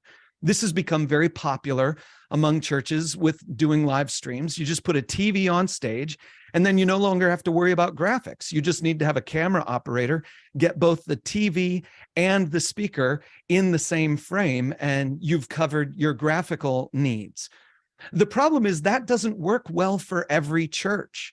For example, my parents' church, they have a stage design that wouldn't look good with a television right on the middle of it. And it's hard for them to get a picture of the congregation or the worship team and the screen in the room all in the same frame. And so what they did is they spent like $2,400 to buy a hardware switcher so they could do the picture-in-picture thing. Now, they're doing their best, but they use the same picture-in-picture when my dad is teaching. So his lower third graphic is just a picture-in-picture of the main auditorium screen. I love what they're doing. I think they're doing a good job with regard to their church, but I've been trying to get them to up their live stream game for a while, and it's hard because to do something that is simple and professional takes a lot of effort, as most of you already know. Now, my church in Lafayette, this is the way we did our graphics for our lyrics. Just one little bit of text at the bottom in a nice contrasting color and font so that it could be read. But then when I was teaching, I wanted something that would be a little bit more vibrant. And so we created this fade-in graphic. And I tell you, it took us years of effort just to get that. It took us years of programming. So we went through iterations. We started with trying to get it all in vmix and doing things that way. And we built titles in vmix and tried to have different tools automate those things for us because we didn't have an operator at both the Proresenter computer and vmix at the time. And then we tried to use Proresenter's lower thirds, and that's eventually what we settled on for this. But the best we could do is just a fade-in build. Now, the real situation is that I want something as easy as possible so that my parents' church can use it. They don't have years of programming experience to put into getting something on the screen that works really well. They're not going to invest in a whole bunch of different software programs to get something working well. They're still using Mac Keynote to get the video display in the auditorium working. And so what we've come up with New Blue is a tool that allows us to do something that I think is going to really bless you. This is how it works. Your volunteer operates Proresenter, and we make pretty graphics automatically. Let me show you what I'm talking about. Let me show you how it works. First of all, what I want to do is I want to share with you my screen. This is my Proresenter, and if you look at it, everything that I have done so far in this little video has been generated from Proresenter. I can show you the different slides here. And if I click on that, you'll see the lower third right here is showing in my live video camera. So I've got my PTZOptics 12X camera right over here. And I've got the NDI feed running into OBS, which incidentally, if my video and audio are out of sync, blame OBS and the integration. It's not sending audio to Zoom. I have to send that directly from the microphone. But nonetheless, I'm using the lowest quality software I can possibly use to show you the greatest thing that you can come up with. You don't need to have a fancy video switcher. You don't need to have a hardware switcher. You can do this even with OBS. And so the graphics coming from Proresenter and the graphics coming from Titler are going over NDI, and that's how you get this lower third. When I switched Proresenter to the next slide, you see now I've got a picture-in-picture window. You can even play videos directly from Proresenter, and they show up in that graphic on the screen. And so now it's pretty easy to get these things connected. I want to show you how we do it. This is now the interface of Titler Live. Titler Live is a program that is focused on video graphics. And if you're unfamiliar with video switchers and software, I'll quickly explain. The top left-hand corner over here is called the preview. That shows what can be on the screen or in the display at any point in time. And the top right is what we call the program. That shows what is actually going out over the video. Now, nothing is going to my OBS feed right now, and that's why program is black. You'll also notice here in our controller interface that I have already connected it up to Proresenter. Now, we're going to have some tutorials available to you to teach you how to connect Titler to Proresenter, but I don't have enough time today to go through all of those things. So what I want to do is just show you that what I've got here in Titler perfectly synchronizes with Proresenter. In fact, if I click on this first graphic again, you will see it shows up right down in the lower third of my live feed. It also shows up in the program feed of Titler. And that's because I'm controlling Proresenter from Titler, and I'm controlling Titler from Proresenter. You can have an operator sitting at either one, and it will work just fine. Now, in most cases, we think your operator is going to be sitting at the Proresenter computer, but I did want to just point this one out. Notice that my graphics from Proresenter are using Comic Sans, but the graphics that actually show up on the screen look good. And I did that just to illustrate we are getting the data from Proresenter, and you can make the graphics going to your live stream different from the graphics going into the room however you want, because we're just getting the data from Proresenter, and then we're putting it out into the live stream graphics in a way that really works. Let me show you some more advanced features. After the introductory presentation that I just went through with you, I have a song. This is a song our church did during the Christmas season called Here Comes Heaven. And I want to link the slides from Proresenter to activities in Titler, to graphics that show up on the screen. And the way to do that is to right-click on any one of these slides and choose Enter Config Mode. Or if you're familiar with how Proresenter works, you can hold down one of the control keys or the command key if you're on a Mac and select, and instantly you'll enter into what we call our configuration mode. Now, I want to select all the slides in this particular song. So I'm going to right-click any one of the slides and choose Select All. Now they're all selected. In Proresenter, you really only have the idea of a slide with a foreground and a background. But we know that churches use Proresenter to do specific things with their slides. And in this case, we're using these slides to be lyrics on the screen. And so we've created the Titler controller in such a way that you can specify what type of slide you are using.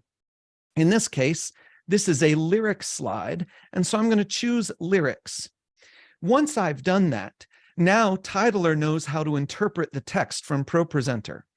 I'm also going to choose a lyric graphic, but I don't want it to take up the whole screen. I'm going to use one of our preset templates called lower third lyrics. And now you will see all of the little slides in the Titler interface have a check mark next to them, letting us know they have a behavior associated with them. And we have a preview graphic of what the lower third is going to look like. I'm going to exit out of configuration mode and put one of these slides on the screen so that you can see what actually happens now. I can click on any one of these slides, and now we get a lower third graphic that animates in clearly and uses just the lyrics from that slide. If I tab over to Proresenter you can see that the same thing has happened in Proresenter. The same slide has been selected and Titler was controlling it. But if I come back to Proresenter and I select any one of these slides, you'll see the lower third graphic changes because Proresenter is controlling Titler and the other way around. So we know that lyrics are not the only thing you want to have on the screen. We also have made it so that it will automatically play lyrics and graphics out if you select a blank slide. So let's choose this first slide here that has no text on it, and the graphics have just disappeared. We also know that your pastor might have a wide variety of slides where each slide needs to be displayed in a different way. And so I've put in here one of my personal sermons that I preached, the slide deck that we used for that sermon. And so let me walk you through how to set up a more complicated slide deck, a more complicated presentation. Let's enter config mode once again. And now I'm going to select all of the slides. I'm going to select all of the slides. And these slides, I want to give a default type. Now we've got a wide variety of different slide types that you can select from, but for this case, I'm going to choose title only. What title only does is it puts all of the text from Proresenter in a nice big font for you. And I'm going to choose the template that goes along with title. But actually, I don't want it to take up the whole screen. I want that default to be a lower third title. So I'm choosing lower third title for that. Once again, you see the check marks next to each slide that has a behavior set associated with it. And you also see the lower third graphic is previewed down there. Now, I could get out of the configuration mode and show you exactly what I've done so far, but let's keep going. You'll notice that I also have slides that look different. For example, this slide is what I used to show a Bible passage on the screen. If I come back over to Proresenter here, and I scroll down to that Bible passage, you will see the way I've got it set up is that the Bible passage shows up on the screen, nice text, white text with a reference in the bottom. And I've also, in Proresenter, labeled all of these slides with the Bible slide label. If you're not familiar how Proresenter does labels, you click on any slide, right-click on any slide, choose labels, and you can put a label in it. But since I've put all of them with the Bible slide label, I can come back over to Titler and select all the Bible slides at once. Right-click on one of these slides, and I'm going to select all the Bible slides all at once. Now that I've selected all the Bible slides, I am going to give them a slide type of Bible. And once again, I want them to be in the lower third. So I'm going to choose lower third scripture for the template. Now, what that's going to do is that's going to automatically figure out what the Bible reference is from each slide, and it will put that Bible reference into a separate part of our template so that it animates differently from the rest. Finally, there's one last slide here that is different from all the rest of them. This slide has kind of a bullet point feel to it. There's a title at the top, and then there are bullet points under it. And so I'm going to select bullet point list with title. And I'm going to do something special with this. I'm going to make that one a picture-in-picture so that you get my video and the bullet point list at the same time. All right. Now I've just configured an entire slide deck for the sermon. Let me click through them all so you can see what actually shows up on the screen. When I click the first one, the graphic disappears because there is no text. You look on my screen down here that I'm live streaming, there's no text, and so the graphic disappears. When I click on the first slide that has text, whether I click on it in Titler or from Proresenter, you'll see the Bible passage shows up in the lower third. If I click to the next slide, there's nothing on it, so the graphic disappears. If I go to the next slide, this is the one with the bullet point list. Pay attention. You'll see the title at the top, the bullet points underneath it, and still we have the live video feed of the person doing the teaching. When we come to the next slide, it disappears, and we're back at the live feed only. And now let me show you one of the Bible passages that we did. This Bible passage here has an interesting feature because I have two slides where they have the same Bible reference, but different Bible text. See, I had a long passage of text and I wanted to split it over multiple slides. Let me show you what it looks like in Proresenter. In Proresenter, we've got these two slides next to each other, and they have the same reference, but they have different text on them. If I click on this one, you'll notice the lower third graphic has appeared right underneath my face. But watch what happens when I click on the next one. You'll see the white text animate, but the orange text doesn't. And that's because we are smart enough to know that the Bible passage hasn't changed, even though the text has. The reference has stayed the same, and so we don't bother animating that. And finally, again, if I click on one of the blank slides, the graphic goes away for the live stream. The whole point of this is to make it so that you can have one volunteer who does the entire operation from Proresenter, and the graphics will just appear on your live stream. They will just show up.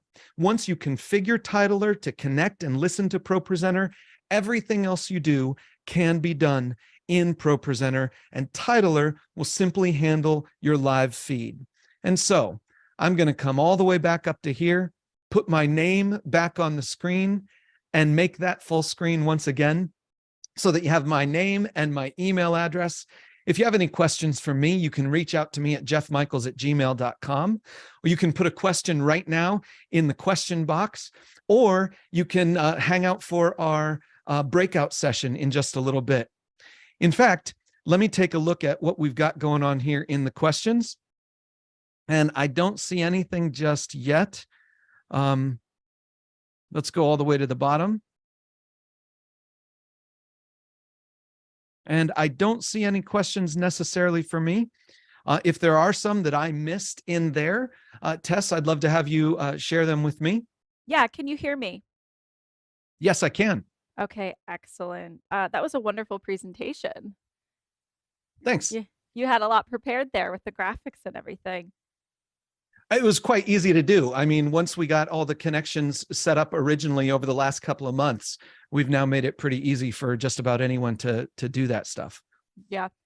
There are some questions, but there's so many different locations to find them. So let me translate some of them for you before you Thanks. move into the breakout room. Does that sound good? Yeah. Okay. The first one from Peter was, what is the program that we're looking at here? We were looking at NewBlue FX, and we're also looking at ProResenter. I guess. Yeah, it's just NewBlue. FX is the website, newbluefx.com, but we have a lot of different effects tools, and that's why the website has that. So NewBlue is the company name. The program that I was showing you is Titler Live. We just released version 5.5 yesterday, and that's the one that comes with the Proresenter integration. Now, earlier it was promised that we'd have easy worship integration, and that is coming up very soon. We can release that. I'm not exactly sure what the release date is for that. It's almost entirely working, but it's got a couple things that we're working on still. So easy worship will be available in just a short period of time. Proresenter is available right now. So Proresenter is the one piece of software I was showing you. Okay. Goodness, Toter's going to get at me again. I always add that FX on there. I apologize, NewBlue team. Robert's asking, can we mix and match size? Meaning, can we have lower thirds on the stream and full screen on Proresenter? Oh, yes. Everything was full screen on Proresenter. When I was showing it, this is, let me go back to my live stream thing. In Proresenter, you see that is the actual graphic that is going live. Or I'll click on this NewBlue effects one. And if you look at my window, where I'm talking, the lower left-hand corner, you can see the live stream graphics are picture in picture. But what goes to the congregation is coming directly from Proresenter, and this is the congregational feed. So yes, they are different graphics that go to the different locations. Okay, a lot of integration questions. One is, will it work with Faith Life Proclaim? Another is vmix. So first of all, Faith Life Proclaim, we haven't yet done that. Easy Worship is next on the list. And then we've got the other ones we're interested in, whether that's Media Shout or Faith Life. We'd like to do integrations with others, but we don't have them available yet. The second thing is, as a matter of fact, this will work with vmix. So I'm using OBS, and OBS is receiving my PTZOptics camera feed over NDI. And it's also receiving the titler output over NDI, and it's mixing the two of them. vmix can do the same. vmix is even better at NDI, and you won't have the weird audio lag that I'm having here, because you'll be able to configure it a little bit more precisely. But the video feed and the graphics down below are just coming over NDI, and so you could run it through vmix too. In fact, Titler has excellent integration with vmix. We've had a long partnership with vmix, and so that works in many respects very smoothly. Okay. I think that just about wraps it up for questions for us before you hop into the breakout room. Thank you again, Jeff. Wonderful presentation. Excellent. Thank you very much. It's been a pleasure.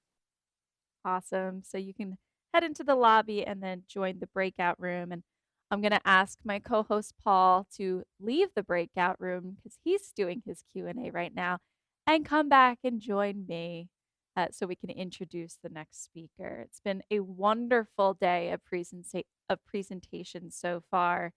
And anybody who does have additional questions that I may not have covered for New Blue and Proresenter for Jeff, you could head into the breakout room if you want to have an in-person Q&A with Jeff. Next up, we have Richard Gaspard, and I apologize again to Richard once he gets on if I'm butchering his name, product specialist with Presonus, as well as Fender. And Richard's going to be talking about achieving great live and broadcast signals using only one mixer. So this is going to be for all of you audio folks out there. Richard, am I too early for you, or do you think you're ready to begin? No. Can you hear me okay? I can hear you wonderfully. And Mike, if you want to go ahead and spotlight Richard, you can take it away. Awesome. Well, thank you so much for the opportunity to present today. Just appreciate getting to know the folks at PTZOptics. My name is Richard Gaspard, and Tess, you did get that right. I am the product specialist for Presonus, focusing mainly on hardware systems for all of North America. Before that, I was the media director of a pretty large church in Lafayette, Louisiana. And before that, I was chief audio engineer at Oral Roberts Television. And while I was there, I taught the jazz ensemble in the School of Music at ORU. I'm a bass player, composer, arranger, producer, all of those things. I'm still very much involved in ministry, although I'm not doing it full time anymore. From my role at Presonus, I handle a lot of house of worship issues and customers. I'm a bass player at my church here in Baton Rouge, Louisiana. It's funny when this first started, people mention Ash Wednesday. I'm right in the middle of Mardi Gras. Baton Rouge sits right between Lafayette, Louisiana, and New Orleans. So Mardi Gras season has been, just over with Ash Wednesday starting today.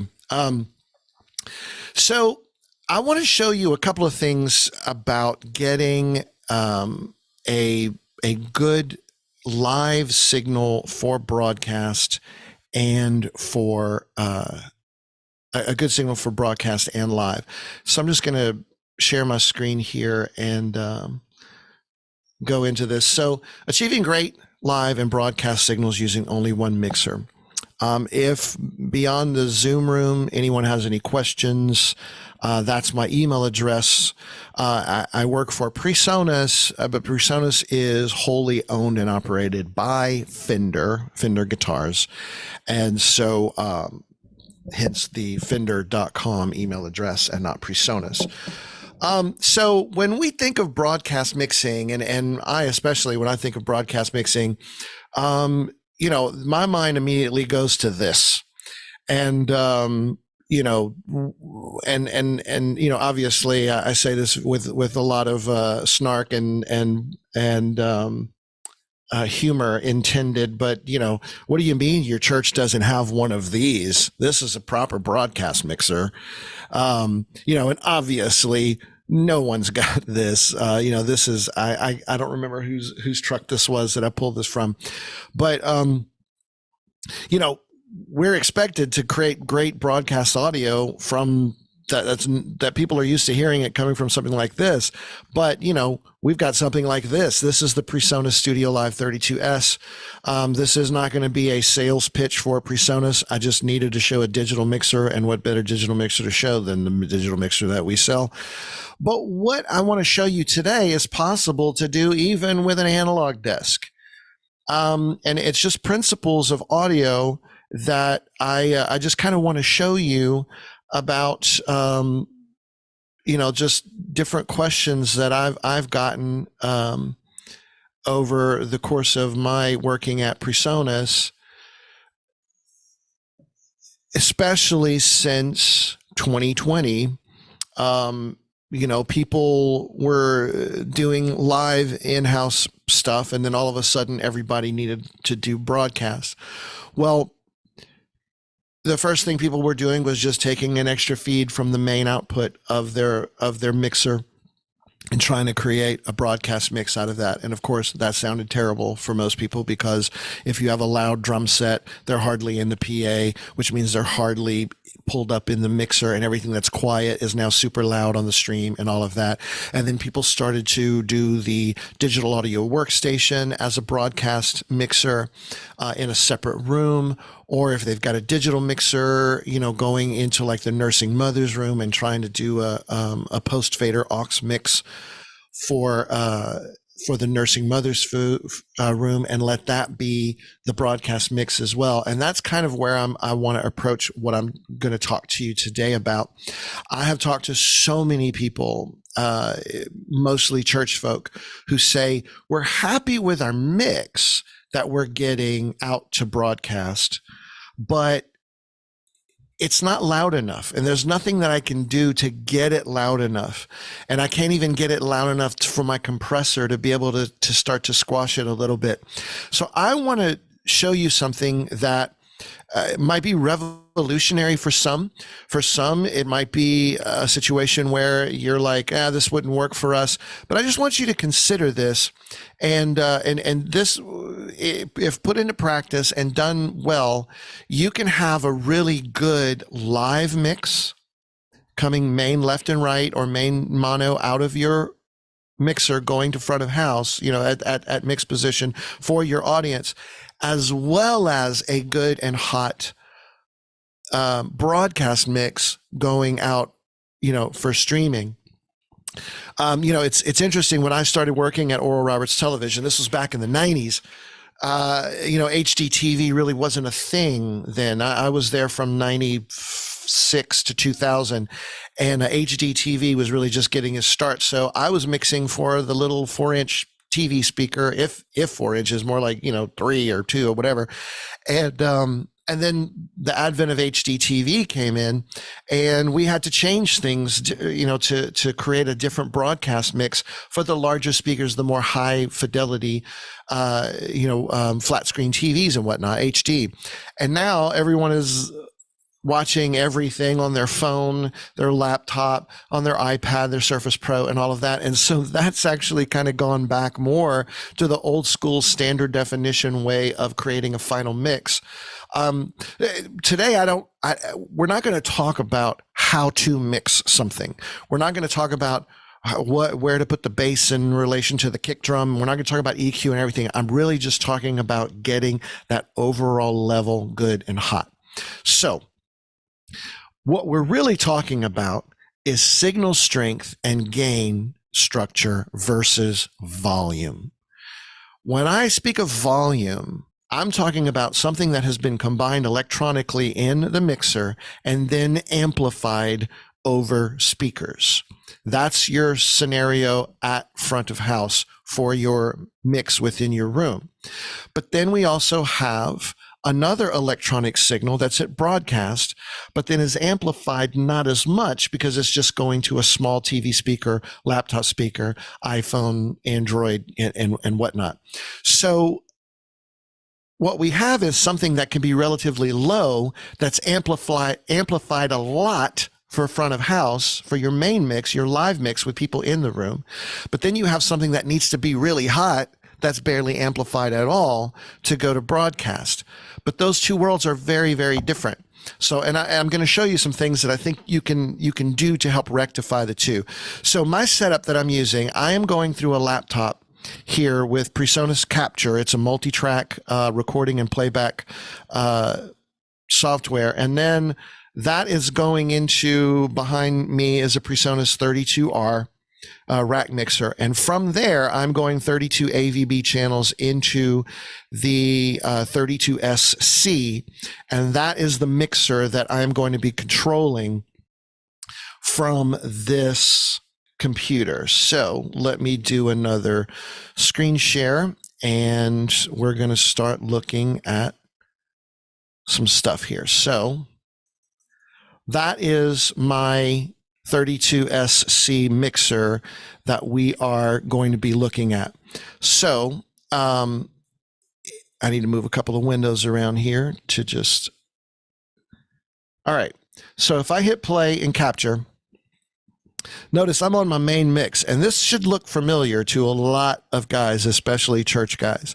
We have signal that is barely coming in on each channel. And then we have faders that are up at decent levels, and then the main fader is way down low. And this is my typical church front of house setup. Now, if I go to my aux 1, which is going to be my, I created this as a post fader aux mix to be my broadcast mix. And so post fader, I put everything up at unity. I let my front of house person worry about the transitions, bringing things in and out, so I don't have to do it via an iPad. Or even worse yet, if you're using an analog desk and you don't have access to this, you would do this physically on the mixer. But notice this is still pretty weak as my aux mix out. What we're looking at right now, and this is actually playing. You're not hearing it, but it's actually playing. So if I go into, I'm monitoring all of this through Studio One. You can see I've got the main mix. That makes no sense to use it for broadcast because I just can't get that loud enough. But let's go to my broadcast mix, and you can see that it's there, but I can't really hear it very well at all. So, I can do things like increase the volume. You can start to hear it. But notice, I've got a DBX 160 tube compression model. I can crank this all the way up. And then I can go ahead and crank the, I'm sorry? Did someone try to say something? So I can crank peak reduction up, and you can see it's not even lighting up any gain reduction whatsoever. So this is kind of what we have in a typical situation where we are trying to get a lot of volume out of something that's just not set up to get a lot of volume out of because it's super loud acoustically. Well, let's go back to my main mix here. And again, this is my main left and right. And notice all of my channels here, I have them gained down to -20. Now, my signal is coming in pretty hot, so I purposely gained them down. But what I see in a lot of scenarios is that people aren't really pushing their mixer very, very hard. So what if I just took this and just turned all of my gains up? So let's just choose, somewhere in the 9 to 12 dB. And I'm not going to spend really a whole lot of time making this all equal, but I'm just going to turn up the drum set.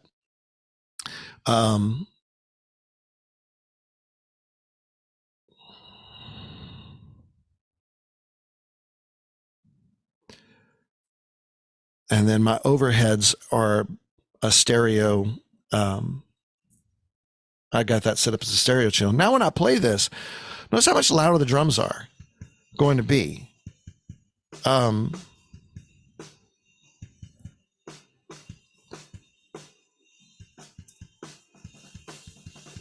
So you can see that's my main mix. And then now the aux mix with the master fader up at Unity as opposed to the main mix. Now we're really hearing the drum set.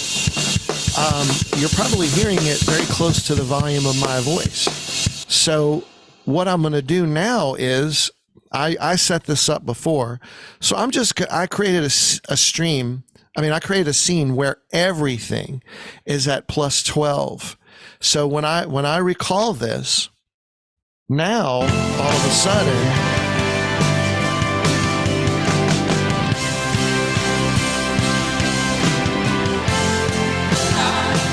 notice I'm going to switch back and forth between my front of house mix and my aux mix that's going to broadcast. You can barely hear the difference between them.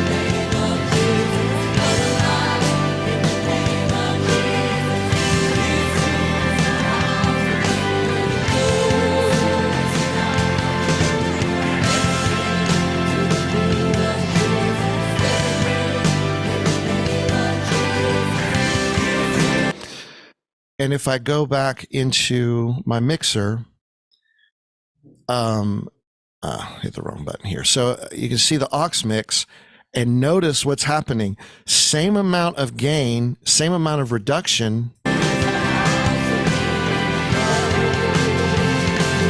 And it's finally hitting the compressor on this aux mix. By the way, just for grins, this is me playing bass. Sidebar. This is my church. We multi-track this, and so bass riff coming up. Anyway, so you can see right there, I created something that's really, really hot that can go out to broadcast. That now I can get really good broadcast levels going to my stream.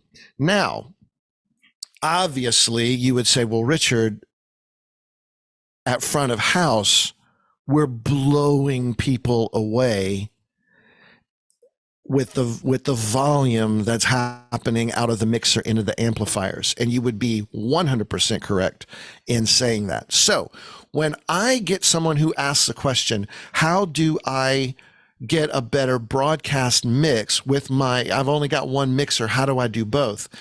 What I always say is, you are using a live mixer and trying to make a broadcast mixer out of it, when you could consider creating a broadcast mix that just happens to be a live mixer.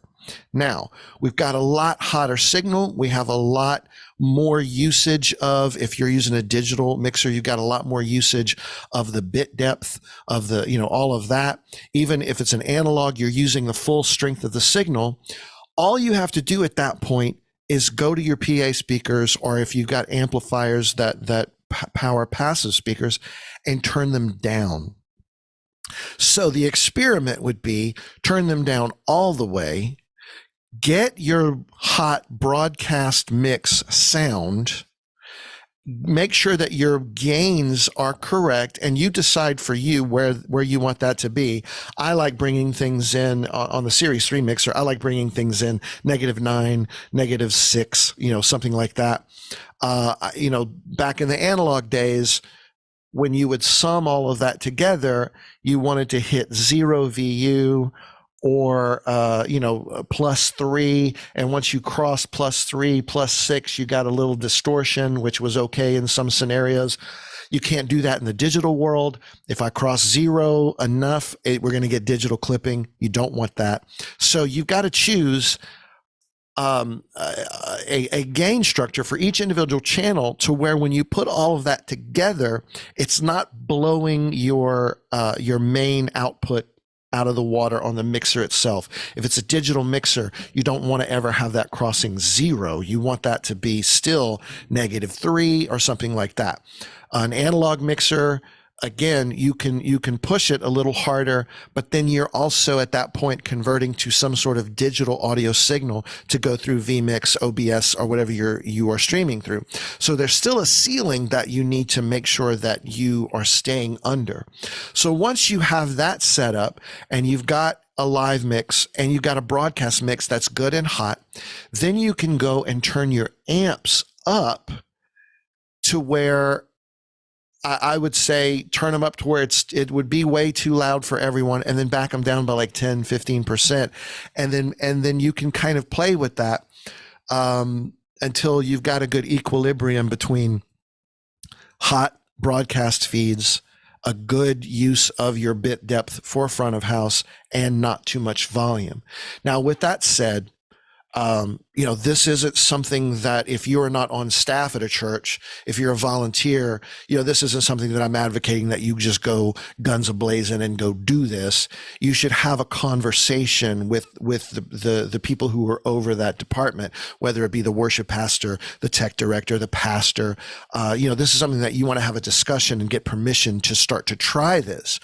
But once you can show someone that you can get a good hot mix on your broadcast feed at the same time that you've got a decent mix, a good mix, a hot level on your live feed, which isn't blowing everyone out of the water, you've been able to accomplish two goals without purchasing anything. And, far be it from me, I did not want to make this a sales pitch for PreSonus. I just wanted to make this session something that would be useful for people where they are, because again, I have fielded this very question time and time again. And so that really wraps up what I wanted to discuss. We can do some live questions here before I move into the room. Tess, if you want to jump back in, this is really all I had to discuss.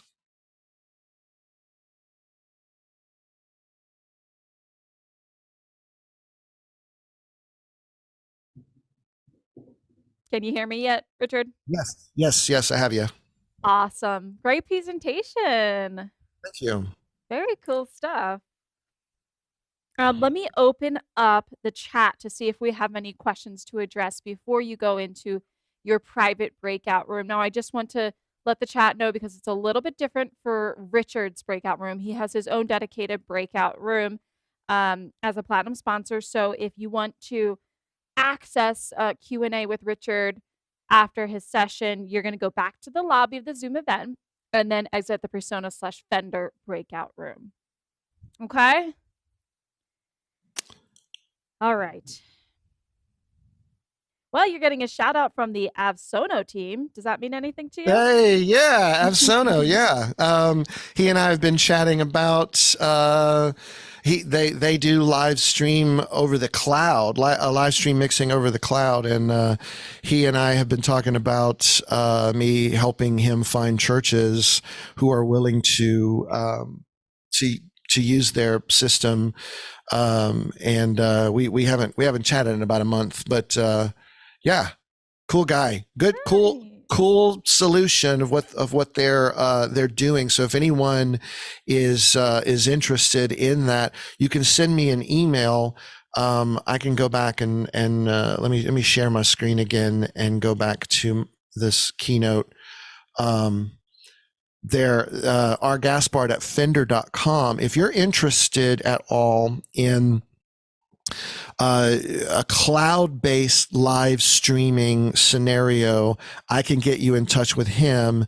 Then you guys can chat about that. But really cool product. It's going to be, I don't want to say a joint effort between them and PreSonus, but we are. I think he's got one of our Faderport 16s, my personal Faderport 16. He's got it that they've been messing with some stuff on that. So yeah, anyone can email me and I can get you in touch with him. Awesome. John Cook is saying our powered speakers have no volume or gain control on them. How do I lower volume out of them with a hot broadcast mix besides master fader on my mixer? A powered speaker should have a volume control on it somewhere. if he wants to email me the model of what it is, then maybe I can do a little bit of searching for him. But it's interesting to me to think that there would be no way to control the actual volume, the actual intensity of the signal. The workaround would be pulling the main fader way down, the main master fader way down, or doing some sort of gain reduction going to the speaker. But again, it's a give and a take. Right now, we have a lot of people who are using a weak signal into their board, so they got a super weak broadcast mix. We want to get the broadcast mix hot. You're going to have to increase individual channel gains on your mixer, but then you're going to have to throttle it some way. And the way I was advocating was throttling it by turning your amps down. But if you don't have amp control, then the way you would have to do it would be the master fader. But the good news is, if you are running a post fader aux mix, the one fader that is not affecting your aux mix is your main mix master fader. All of your other channel faders are going to affect your post fader aux mix, but that's on a channel basis. It's not affected by your main master fader. So you could turn that up and down and it won't affect the aux master going to broadcast. Okay. And one more before I let you go, from James. In general, where should I be limiting my broadcast master bus to? e.g. minus 6 dB, minus 3 dB. That doesn't mean much to me, but hopefully you understand that. The beautiful thing about audio standards is that there are so many to choose from. I know some people who choose -6. I know some people who do -3. I know some people who roll it all the way up to -1 or whatever. For me, a comfortable level is somewhere between -6 and -3. My wife and I have a YouTube channel, and I've been doing some things with my final mixes. I've been sending them all the way up to -1 to 0. The last one I did, I put it at -6 before exporting the song to YouTube, and YouTube took it and put it up hot. So there are things that are being done to the signal once it reaches the whatever the broadcast medium is online, that they have intelligent limiters that look at it, or I shouldn't say limiters. They have intelligent processing that looks at it and then automatically brings it up. You might want to research that. But if that is not happening, then you definitely want to get as close to 0 as possible without overdriving it. And for me, -6 to -3 is a good, comfortable range. The main point is you just don't want to have some parts of your service loud and some parts of your service quiet, because small speakers, computer speakers, iPhone speakers, all of that, they can't really replicate those volume changes like a large PA can do. So as long as you are keeping things from not getting too soft and not getting too loud, you're going to be okay, no matter what, if you go in that -3, -6 range. I hope that answers your question. Okay. And ND really wants me to cover this question. Does having a separate audio interface for live stream, is it an overkill if one has a digital mixer? It depends on the mixer. If it's a PreSonus mixer, all of our mixers are interfaces. So, literally the audio you were hearing was coming from this 32SC behind me via a USB port on my computer. And so my mixer was functioning as an interface. If your digital mixer is not a USB interface or some sort of audio interface, then you would need to come out of it into some sort of interface to convert it to digital. But most of them do on some level. It's not necessarily USB audio. It might be AES EBU or Dante or MADI or something like that you can take into your computer. That gets a little more complicated. If it's not a USB interface, class compliant USB interface on its own, the easiest way to do it would be just stereo out into some sort of audio interface into your computer. Okay. Finally, Luke would like to say, I'd like to say that this is an awesome presentation, Richard. Thank you.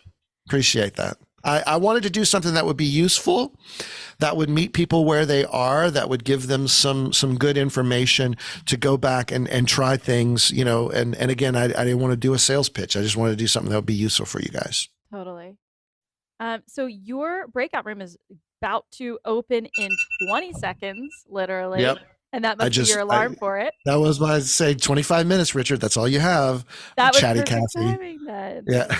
Yep. And yes, praise, the summit is recorded on YouTube and Facebook. You can go back and rewatch this. But yeah, so Richard, I'd like to invite you to hop off of this session and jump into your individual breakout session. And for those that you would, those of you that would like to continue the conversation regarding audio with Richard, you are going to exit the main presentation feed within the lobby of the Zoom event and head into the Persona/Fender dedicated breakout room. Richard will be there to communicate with you two-way for a live Q&A session and to continue the conversation.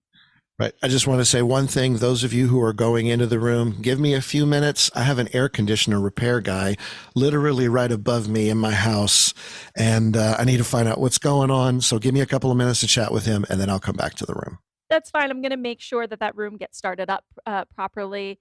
And Steven, our moderator, is going to help that transition as well. So no worries. We're about to head into an intermission where we're going to queue up some case studies for you guys, share some special advertisements from our sponsors before we complete the rest of the summit. So for those of you who are interested in heading into the breakout rooms, during intermission, there are now 2 breakout rooms, one dedicated to audio with Richard. You'll find that in the lobby of the Zoom event, and the general networking breakout room where you may still find Nublu chatting in there if you're interested in talking about live presentation graphics. Now, okay, I'm losing my thought here, but that's all right. If you are not registered for today's event, but you do want to participate in that Q&A with our presenters, you are going to need to be registered for today's event. So Lindsay, I have you here with me. If you wouldn't mind sharing the registration link one more time. This is a free virtual event if you're watching, and we are live within our Zoom event and on Facebook and YouTube. So if you're watching the YouTube or Facebook stream and want to participate in the event itself, Lindsay's going to share the link to register in the chat. Now is also a good time to remind our viewers that we do have an amazing giveaway coming up at the end of today's event. Around 3 p.m. Eastern time, we're going to be giving one lucky winner an amazing streaming system that includes a brand new Move 4K by PTZOptics. It's our latest, our newest camera, a 4K auto-tracking PTZ camera, the one that you may have seen Paul demonstrate earlier today. One lucky winner is going to take that home along with a vmix Pro license, an amazing streaming software that pairs perfectly with the PTZOptics cameras, including PTZ control in there. And finally, XKeys is generously offering an XK24. So you're going to want to register for that giveaway. There is still time to sign up. Are you ahead of the game? All right, Lindsay's sharing the link to that in the chat. So you're going to have to be watching live if you want to claim your prize. If you want to claim that prize and you've entered the giveaway, make sure that you are watching the Zoom event, the Facebook stream, or the YouTube stream at 3 p.m. Eastern time. That's when we're going to be drawing that winner. David, I see you asking me a question here. This is the perfect time if you have any questions about the sessions or the giveaway or anything like that. We're heading into an intermission, so this is the perfect time to ask any questions. Yes, this event is being recorded, David, on PTZOptics YouTube and Facebook channel. You can go ahead after the event or even during and scrub backwards to see the recording if you missed anything. And for those of you watching on demand, hey, shout out. We're still happy that you're here. To kick things off of intermission today, Michael, I'm going to go ahead and ask you to cue the XKeys video. Let's take a look at our sponsor, XKeys today, one of which is donating that XK24 in today's giveaway.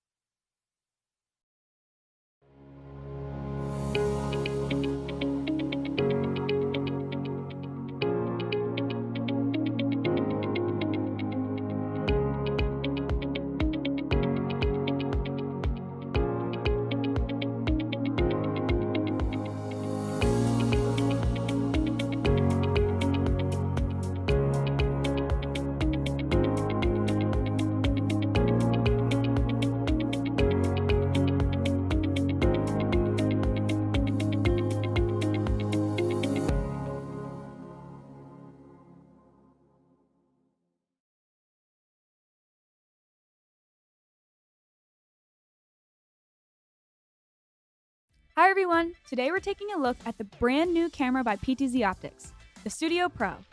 This high quality video camera is perfect for live streaming, video conferencing, and more.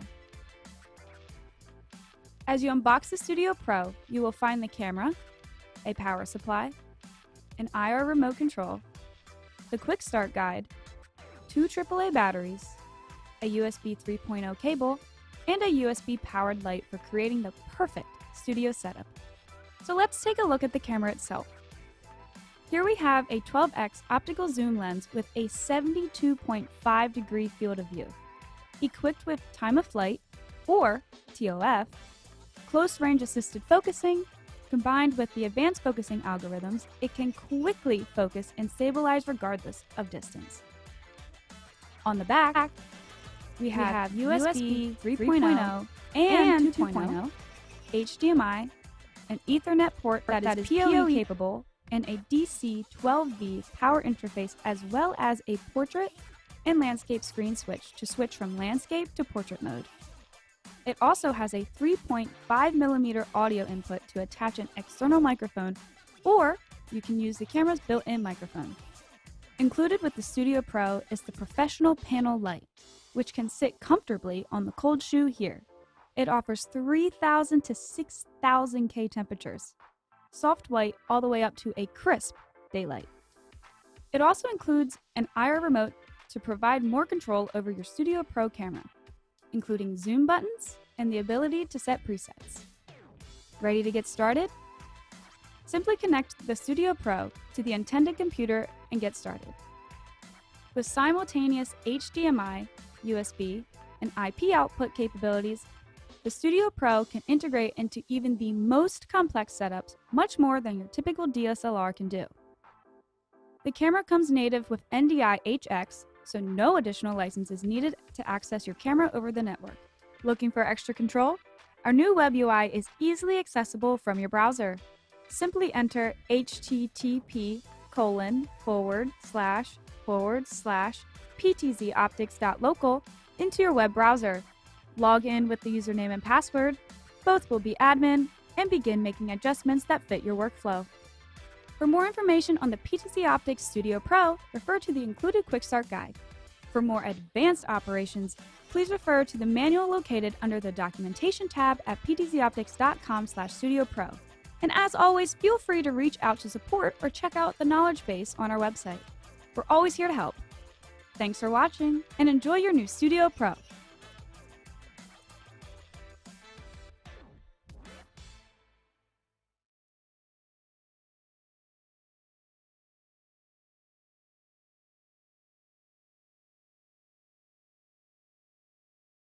Hey everybody, we are here at the beautiful Abington Presbyterian Church, and they have let us come inside to take a look at their new live streaming system that they got set up right before the holidays.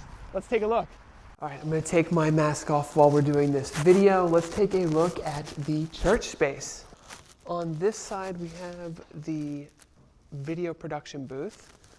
On the far side over here, we have a 20x PTZ camera, and behind us, over here on this wall, we have a 30x. Now, the idea here was to get a 30x PTZ camera that could zoom in 135 feet away from the stage. And it actually does a great job, and we'll take a look at what it looks like in the computers over here. On this side over here, we have a 20x camera, and this is much closer to the stage. So it's being used to capture singers and musicians, and it gives a nice cross shot. Now you'll see that there's these beautiful stained glass windows up here, which will show you how beautiful that looks with the PTZ cameras. In fact, John, one of the volunteers here, said that the PTZ cameras are able to reveal details in the beautiful woodwork and stained glass windows that a lot of people aren't even able to see with their regular eyes, because the cameras can reveal that. So there's an audio system that's already in place. So for this installation, 2 PTZOptics cameras are connected via SDI cabling and then converted to USB with an SDI to USB capture card. From there, we also have serial cabling, and we're using the HuddleCam HD serial joystick controller. There's 2 cameras that volunteers can quickly switch between, and we can call camera presets. So let's take a look at all of that at the video production booth. So I'm here with John Dwyer, who's going to tell us a little bit about the different phases of the live streaming system that you put in place here. Abington has been running a video ministry since the late 1980s, using basically starting with a camcorder. With the start of COVID, we ended up having to really do some more creative work associated with that. We had done some live streaming in the past, but in reality, the system that we had was not really adequate to do. With the advent of COVID, we were making a DVD recording, converting that to an MP4, editing it, and then posting it on YouTube for our folks to read. We had a 3-phase live stream project. Part 1 of the project was to replace the existing analog cameras with something which is much more suitable that you've just gone through, all the 1080p cameras. Part 2 was to upgrade our analog wireless microphones to digital. And Part 3 was to do the infrastructure work to get a network cable back to this part of the room, which in a building which was built in the 1960s is an interesting trick. And actually, some of this building dates back to 1898. So it's always an interesting trick. We have 2 computers. We have a live stream computer, which they're the vmix computer, and we have a second computer that we refurbished from an office computer that runs Proresenter. On a Sunday morning, there are 2 people here. There is 1 person operating the cameras, and the second person is running Proresenter. In vmix, there are 2 cameras. So you have a rear camera and a side camera. Can you tell me about those 2 cameras and what you've been able to do with those? Well, the original rear camera was right above us. When we did the modifications to install these cameras, we moved it to the other side. The rear camera is a 30x zoom camera, so it gives us the capability to zoom in very close to a lot of different things. The side camera we use as either an alternate shot, or actually the side camera will zoom down to the baptismal font. If we have a wedding with a family sitting in the front row, we could zoom down to that family. The side camera also gives us the capability to shoot back to the back. So if the choir is processing, for example, we can shoot back to the back to see the choir. The 2 cameras and give us 2 different views of basically the way things are going or the way parts of the service. And I also understand you're using NDI to connect Proresenter and vmix together. We're using NDI for 2 things. Number 1 is to connect vmix to Proresenter, so there's the 2 computers are separately wired connected. The second reason we put NDI in is to be able to run a computer and a display in another part of the building. Should we need to, with COVID, we're going to have obviously a seriously restricted participation when we actually get back to having in-person participation. So we used NDI for overflow to be able to connect to a projector and a computer in a different part of the building. Congratulations with what you've done and simplifying it down to something that that volunteers can actually operate and understand. I know that was kind of tricky sometimes to simplify it down. I did leave you with the unofficial guide to vmix.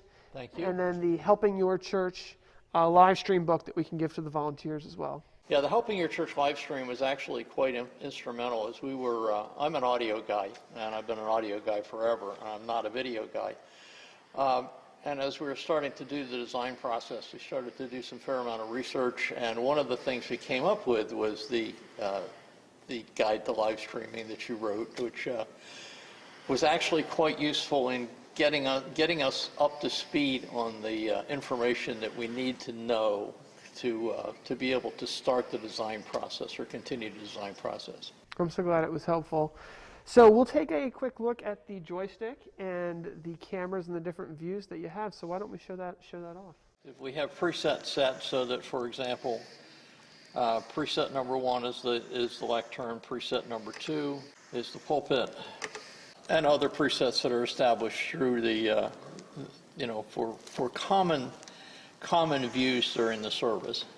If I'm seeing this correctly, you have 2 cameras and each of the presets go to the same place just from a different angle. That's correct. That's the, to keep it very simple for the.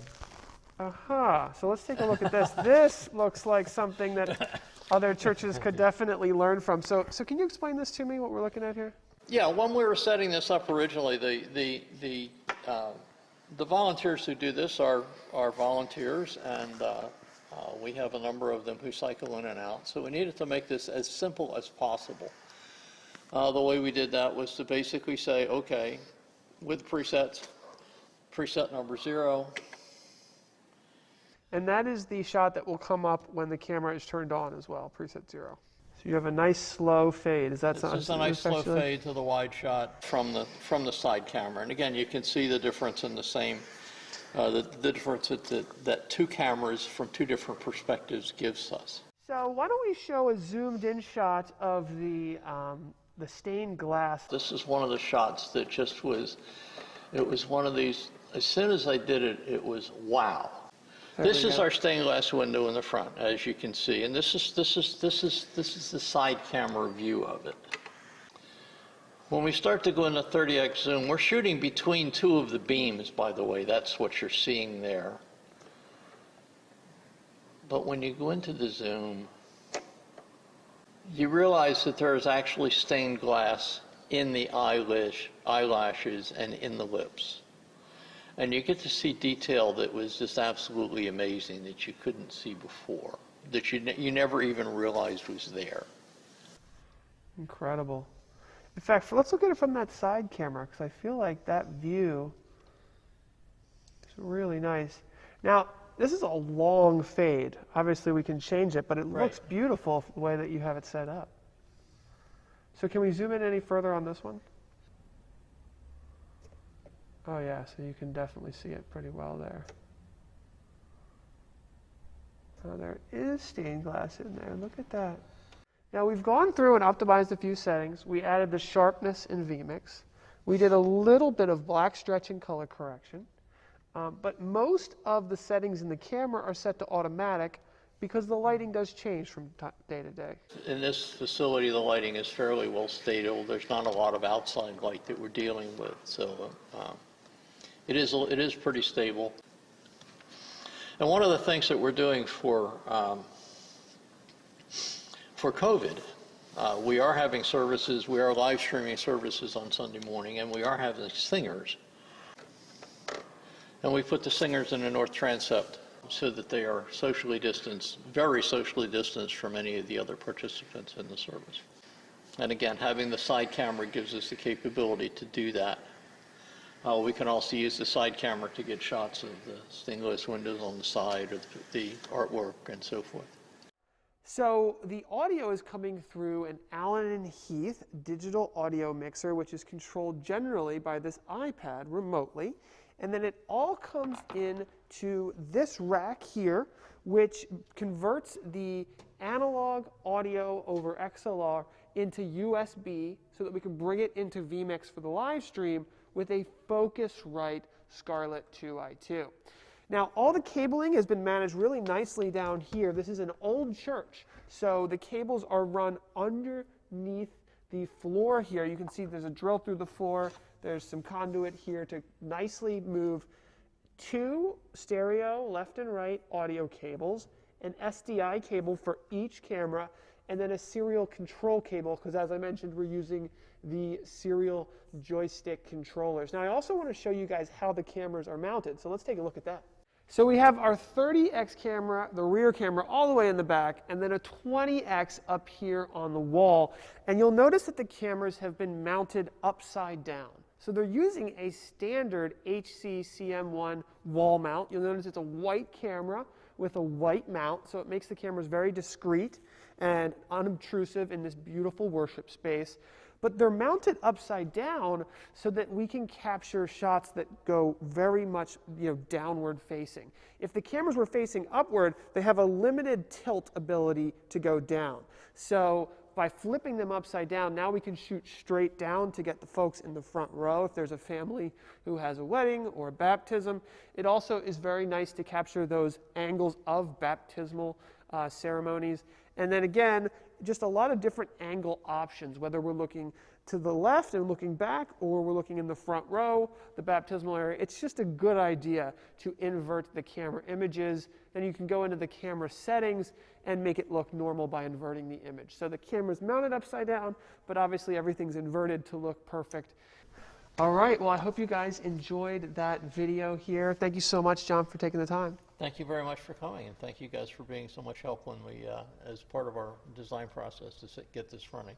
It's been my pleasure. Such a beautiful church and such a wonderful ministry that you guys are doing here.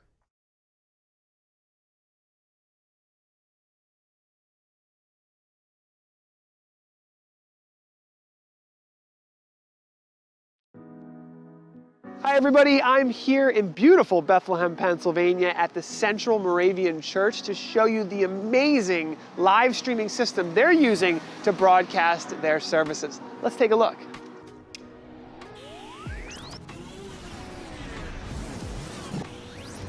Look at this beautiful space here in the Central Moravian Church. This is a big space. And that is why we've chosen 4 30x optical zoom PTZOptics cameras, as you can see here. It's a very beautiful space, and so all the cameras are white. They're very small and discreetly mounted, so they're not obtrusive in any way. These 30x cameras are able to zoom in up to 75 feet away. We're going to show you how the media director is able to use wirecast to control those PTZ cameras and set up the different shots to be able to zoom in and show detailed images in really HD quality for their live streams and recordings. So I'm going to turn it over to Will Schwab, the media director at the Central Moravian Church, who helped select the IP networking. There's a 24-port PoE switch. There's a custom desk here that he has 4 monitors attached. And we're going to talk a little bit about the vision here, why they chose the Wirecast Gear 420, the X-Keys controller, and how they're using this live streaming system to connect with their congregations around, and members actually all around the world.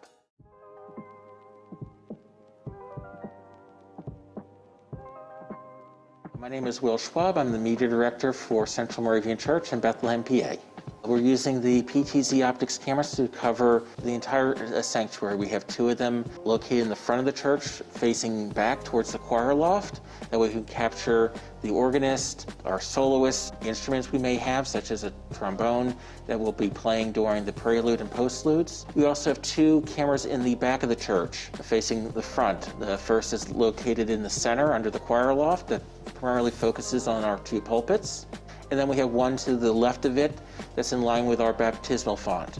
So when we have infant baptisms, we can use that. We also use that if we have to, or if we want to be able to focus on other things in the front of the sanctuary, such as during the non-pandemic times, we have a bell choir on occasion, or if we want to be able to capture the pastors as they walk into the church.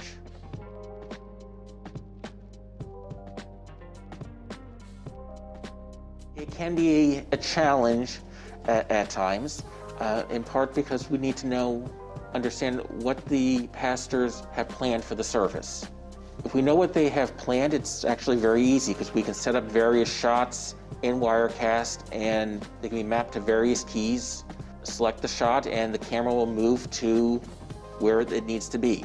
We don't quite know where we're going. It can be a little difficult at times to punch up the right camera and then figure out where they're going on the fly, but that can happen with anything, so we have to always be prepared for it.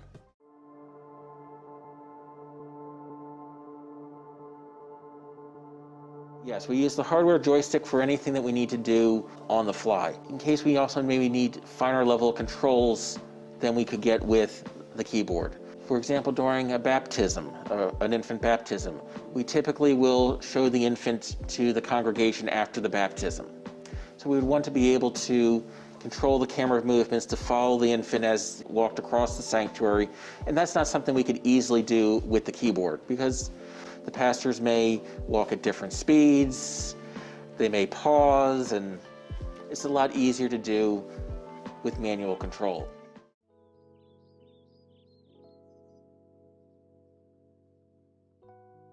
We're using the cameras 1 through 4 here, so this maps to various cameras I have on the monitor, labels as to what which button goes to actually which camera, because otherwise, good chance I probably pressed the wrong button at some point.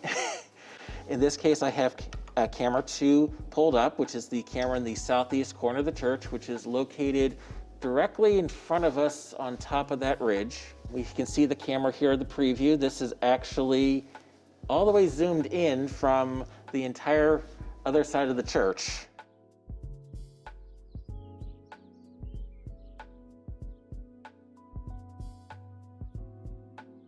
During the pandemic, we're primarily focused on the organ. That way you can see the organ, you can see her playing.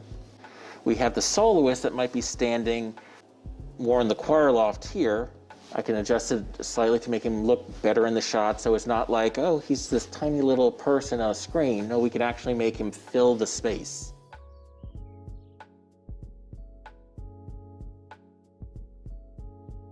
Each color code corresponds to an individual layer in Wirecast.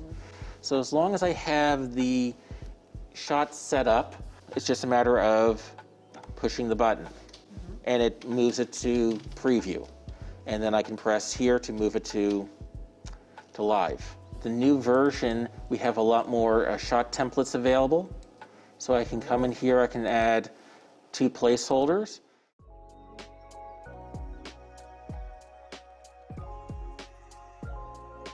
You don't have to run coax or anything. It's all Ethernet. We're all using power over Ethernet, so we don't even have to worry about getting DC power to the camera, so it's all on the Ethernet cable.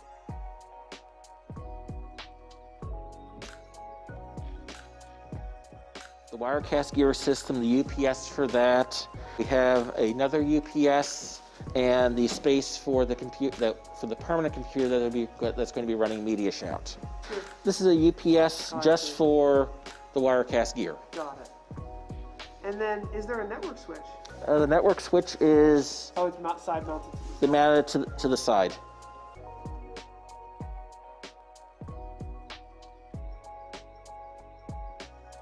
The Easter Dawn service is put on by the 6 other Moravian churches in Bethlehem. And this year was held exclusively up at God's Acre, which is the cemetery. Now, we don't have cameras up there. We don't have Wi-Fi up there.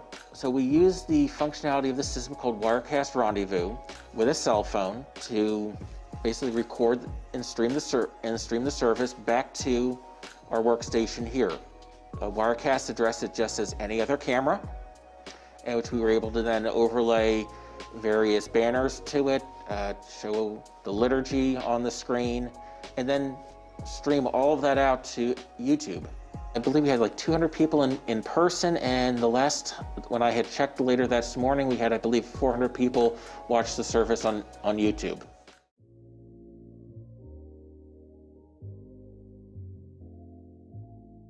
Statistics we're getting from YouTube are showing that we have people in the US and in Korea, but we also simultaneously stream to Facebook Live. Facebook Live, we have the commenting turned on, so people may say hello, good to see you, greetings from wherever. During the past year, we had people send greetings from Hawaii, from Nepal, so we're definitely reaching people outside of Bethlehem.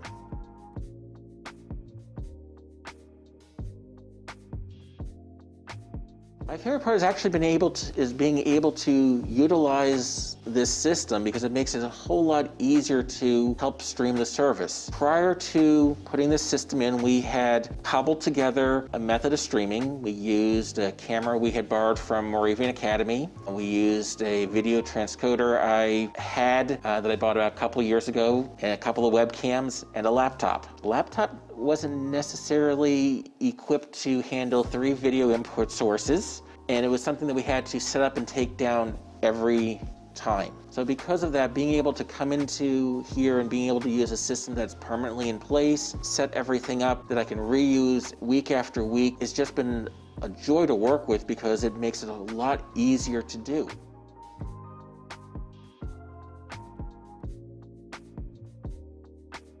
Figuring out how to best use the software. We're still learning everything we can do with the software, and it's been a interesting adjustment. We've been finding things, software that will make it easier to composite images, to overlay the video with the text. We've had challenges with the sound system, getting the feed into here with humming and ground loops that we've had to overcome. All of those things, as we've either have resolved with the humming issue, or there are things that as we're using the software more, we're finding better ways of doing it and better ways of presenting how we want to present the actual service.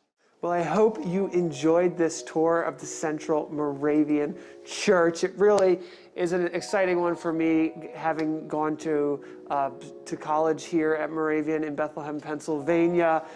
If you like this video, hit the like button. Let us know if you have any questions in the comments below. We are going to be sending these guys a copy of the unofficial guide to Wirecast. It was a great example of Wirecast in a house of worship space. So take a look at that in the links below. Thanks for taking the time to watch this video, guys. Bye.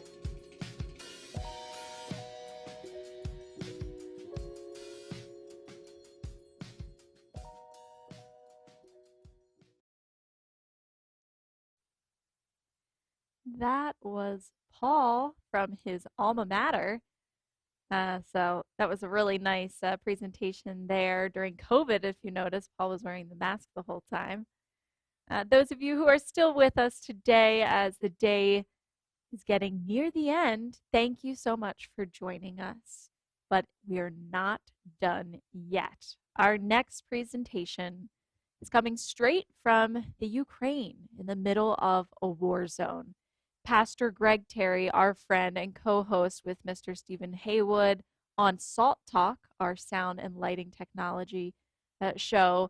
He is in the Ukraine right now doing missionary work and bringing his worship services to the people of the Ukraine. So we're really excited to take a look at what he's doing over there and how he's accomplishing it all. And the title of his presentation is going to be Using What You Have Where You're At. So, Mike, let's take it over to Greg. Thank you so much.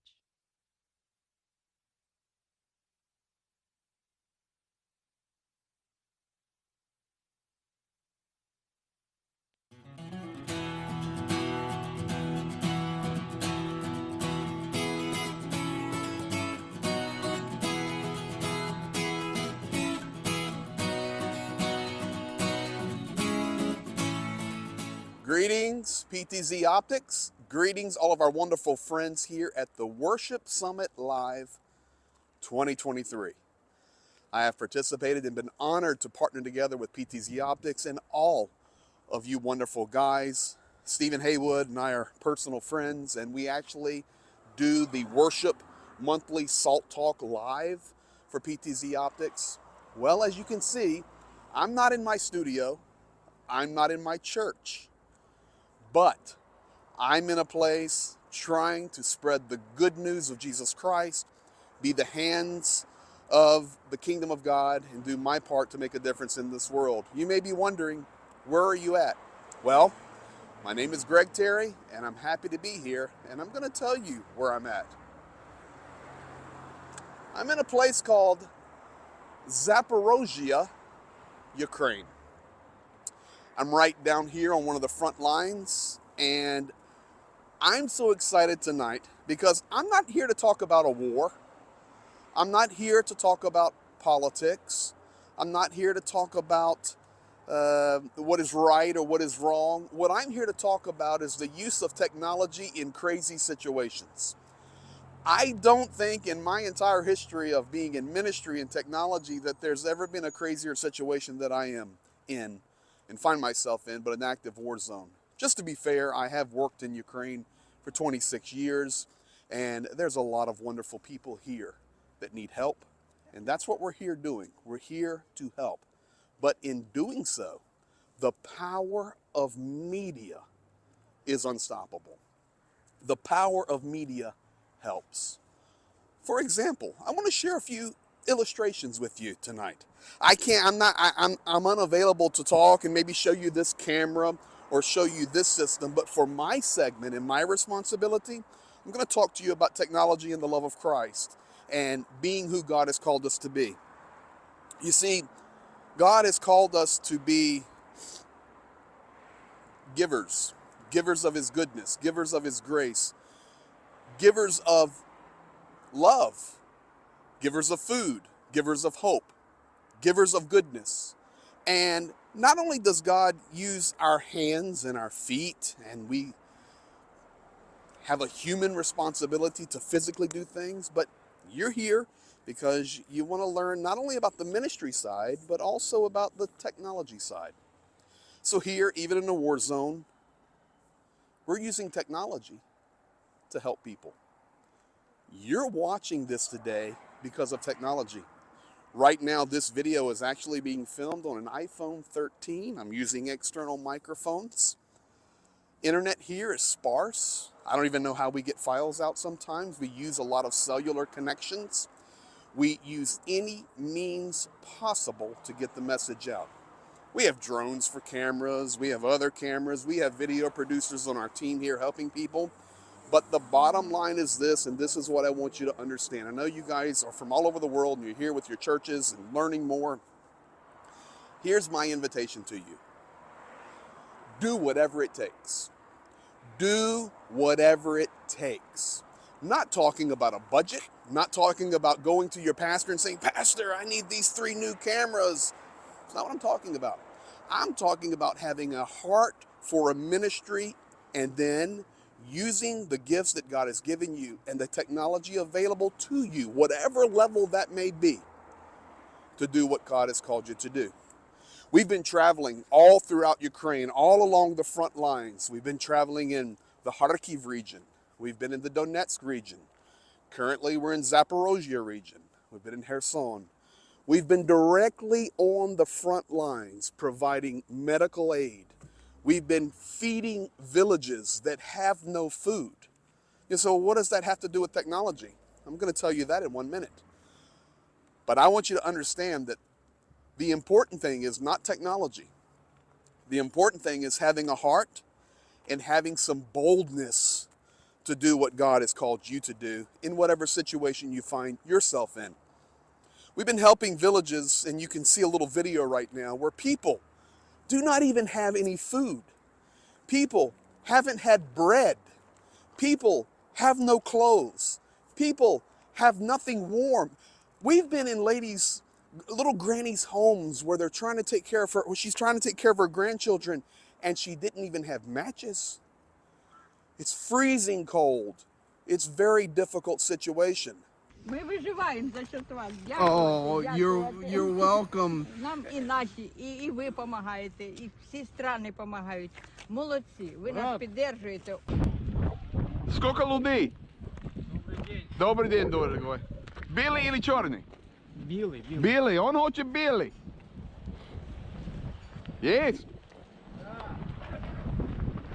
Там. Білий, одна.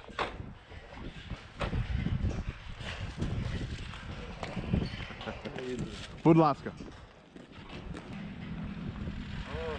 Ого.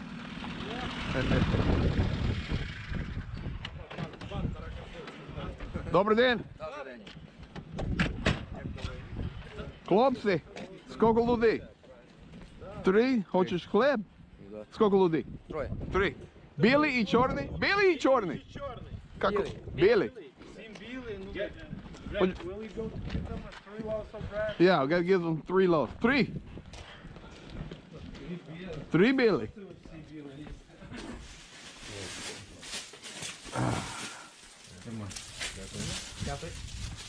Будь ласка. Будь ласка.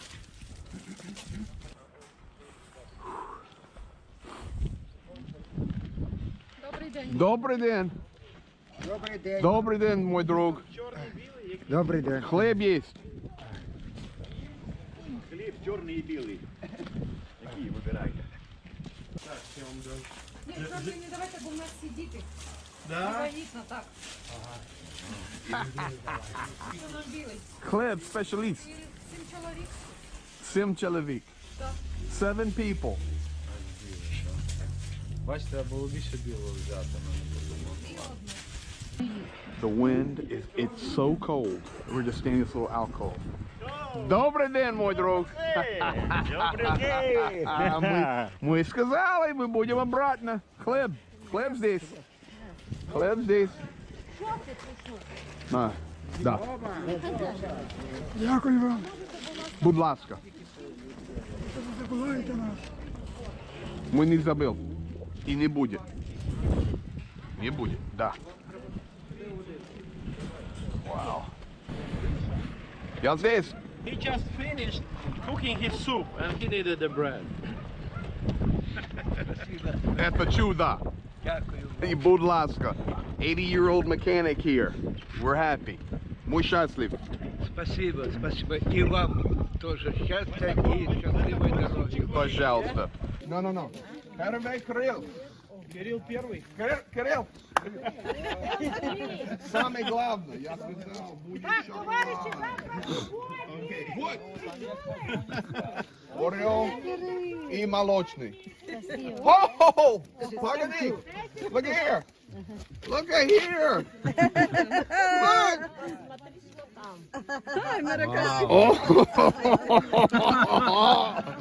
Okay, listen. Послушай меня. Да. Я буду обратно и помогаю вас еще раз. Okay? Как сказать promise? Обещаю. Обещаю. Скоро. Okay? I will be back and help you one more time. This man's wearing the right pin. They don't even have pillows, so we're going to bring him some more help. Super. Кирилл, давайте. Кирилл, иди получай первый. So we're just so happy. We're giving them not only food sets, but we're giving them soups from the guys in Naples, Florida, rolling out candles, and we're just happy to help. Да, окей.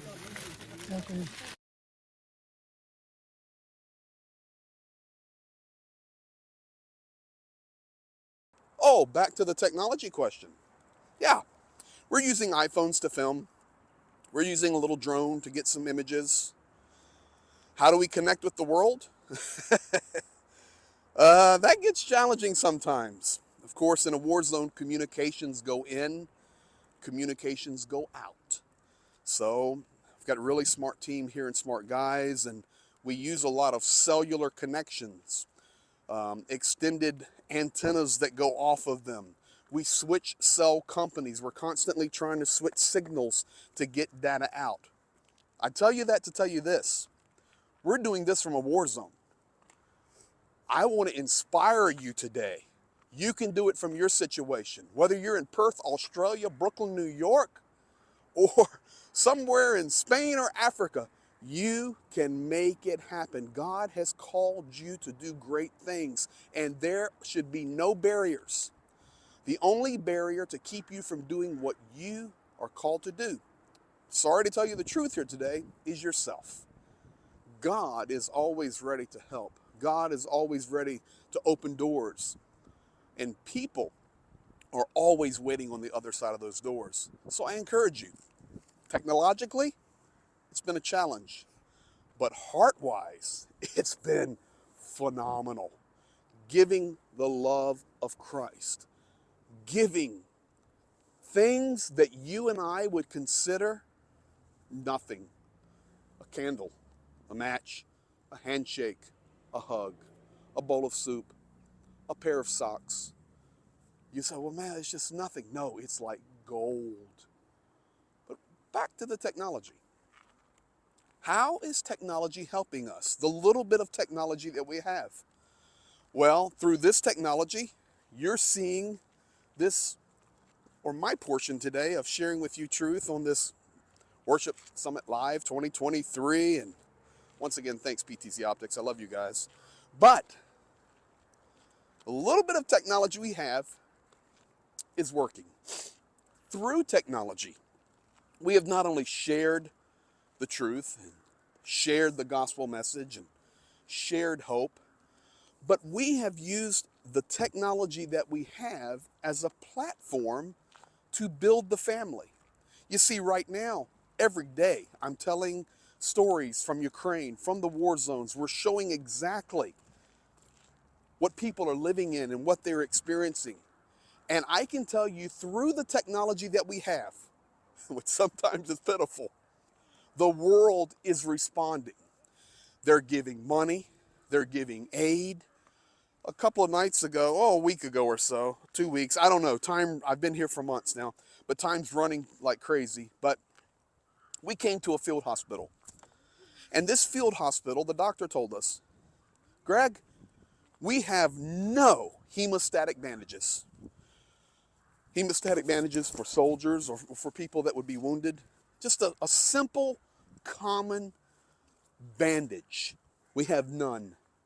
That night I was in the field hospital, and this would be out in the very eastern region, this hospital supporting medical for troops that are fighting in the very hot city of Bakhmut right now. Very, very tough battle. I asked him to come on the stream with me.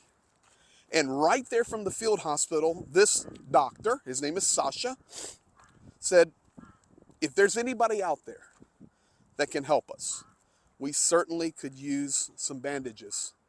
We have none. And that night on the stream, through the technology of an iPhone and a little cellular router, about the size of a playing deck of cards, we put the request out.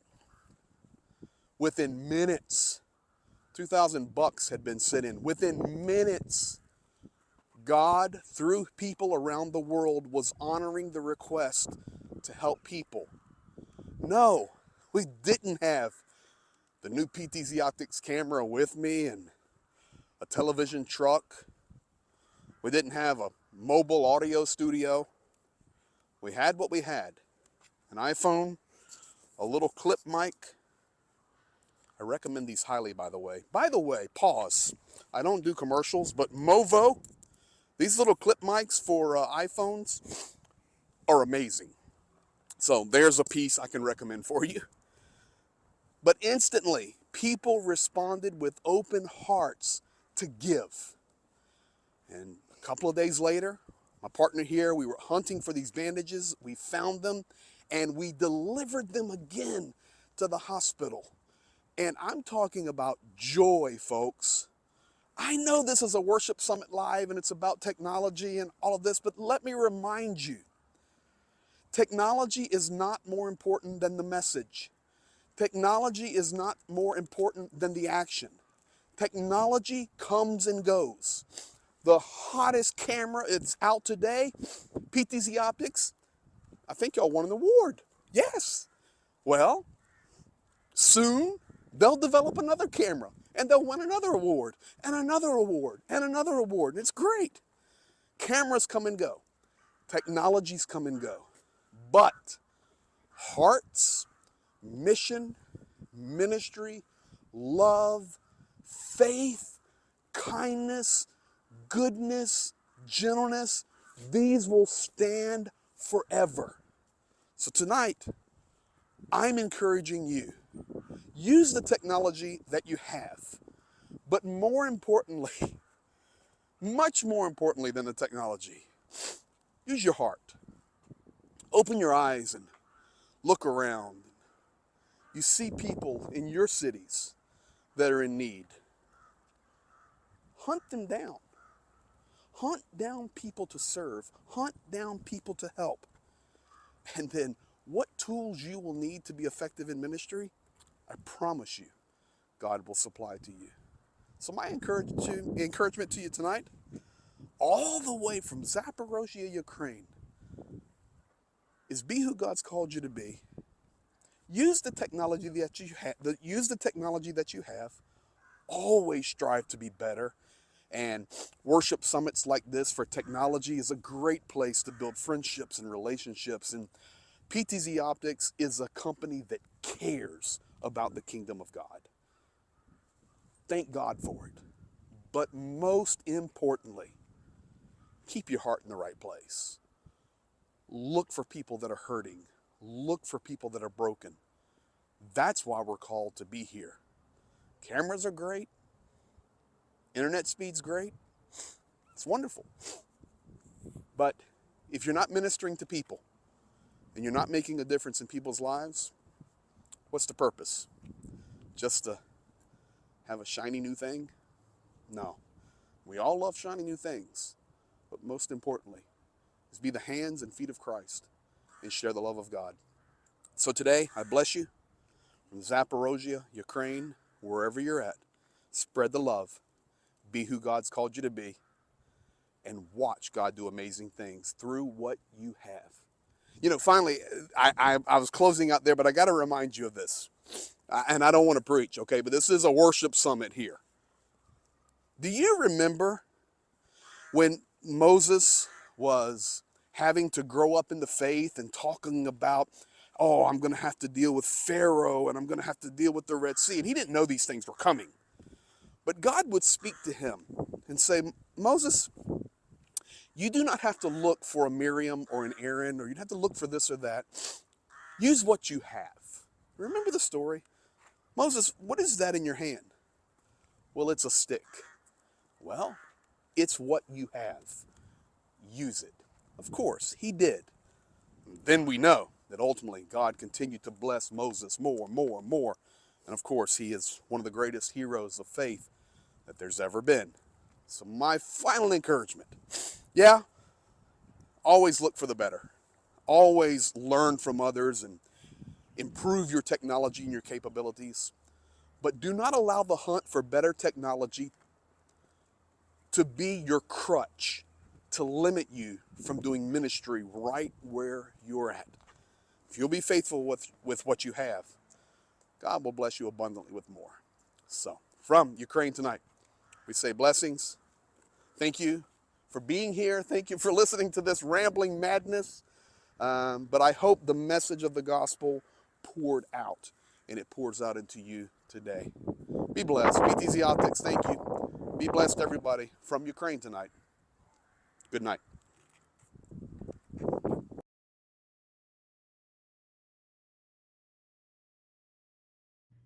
That was Pastor Greg Terry live from recorded from the Ukraine. Thank you so much, Pastor Greg. That was amazing. Thanks for sharing your experience with us, and we hope that you stay safe. I was really looking forward to that one. Yes, what a moving message from Ukraine. We all know what's going on there. Oh, audio. Hold on, I must be out of battery then. Paul's mic pack just died. So remember when we said it wouldn't be a PTZOptics event without something breaking? Well, there you have it. We've met the quota. The day is not over yet. We have our final presentation. Pastor Jerome, are you with us? I see your video. Well, good afternoon from here. Good morning to you. It is certainly a pleasure and an honor to be here, and thank you so very much for having me. And I'm glad I came in on that. What an awesome presentation, and wow, that energized me. That motivated me just to hear those words of encouragement from that guy. Oh, I'm glad that you were able to see that and be here with us for that. Where are you joining us from? So I'm joining you from just north of the city of Detroit, about 20 miles north of the city of Detroit, Michigan. And we are actually in the throes of an ice storm. Wow. So if something gets mixed up in the cable transmission, that's why we're going through big ice storm right now. Wow, it's so different over here. We're just outside of Philadelphia, and it's a world's difference in weather. So Oh, it's wow. amazing. Yeah, we're gonna have 70 It's degree weather it's today. coming your way. Yeah. Oh, wow. And today, Pastor, you're going to be talking to us about expanding beyond the four walls of your church or worship place using live video. Is that right? That's right, absolutely. Because I think it's so important. I think the pandemic changed everything. It changed how ministry is viewed. It changed how pastors have to start thinking differently about who the church actually is. And it made us start thinking about reaching beyond the four walls, which we were so comfortable in. No doubt, no doubt. And we're so fortunate to have technology to be able to allow us to do so. So I'm going to let you take it away and share your experience with us. Well, thank you. Thank you again so much for allowing me to present at the conference. And God bless all of you who are watching from around the country and around the world, as we just saw. My name is Jerome Warfield, and I have been a pastor for 18 years here in the city of Detroit. I've been in the ministry for 28 years. I am born and raised in the city of Detroit. I am married for 31 years and am the proud father of three grown children, one girl and two boys. And so I got into technology. I've been in technology all of my life to some degree because I love the ability of technology to take you beyond what you can do, just what's in front of you, and expand your world. So I've been using technology in ministry for probably a good 12 to 13 years, just playing with it and just using it on an as-need basis. However, in I think it was around 2016, 2017, I had an issue where people started dropping off of my Bible study in person. And it was somewhat frustrating and kind of demoralizing, if I can be transparent and honest. And so a friend of mine who was at the church, she says, how about I create something for you where you can do this online? I said, really? We opened up a Bible study online, and we had hundreds of people attend our Bible study online, which of course the light bulb went off right then and there. And so we started to look into technology, and we didn't have a lot of money at the time because we were doing this out of our pockets. So we started looking for technologies and avenues as to how we can further do this in a way that would be profitable and productive, and yet still far reaching. One of the products that we came across back then was a product called Wirecast. And I can talk about that a little bit later, but Wirecast opened up a whole nother world of opportunity and possibilities for us. But after pastoring for 14 and a half years at the church, I had just came back from Israel right at the time of the pandemic. As a matter of fact, our group was the last group to come back home from Israel. And a week later, everything in the state of Michigan got shut down. It was just so happened that I was in talks at my old church that I grew up and I've been a member there for 40 years. They asked me to come back and to start pastoring them. Their membership used to be 3,000. It had dwindled down to about 250, from 3,000 to 250. And they said, Warfield, why don't you come back and pastor us? My ministry was growing at the other place, but God laid it on my heart to go back. And so went back and started pastoring. The thing is, they had no technology. They had no social media footprint whatsoever.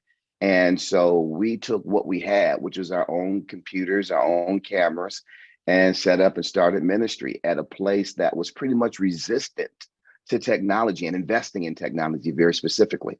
And so that's where Wirecast for us came in. So what is Wirecast? And I don't know if this is the place to start telling you my testimony about Wirecast, but I'll go ahead and do it unless you tell me not to.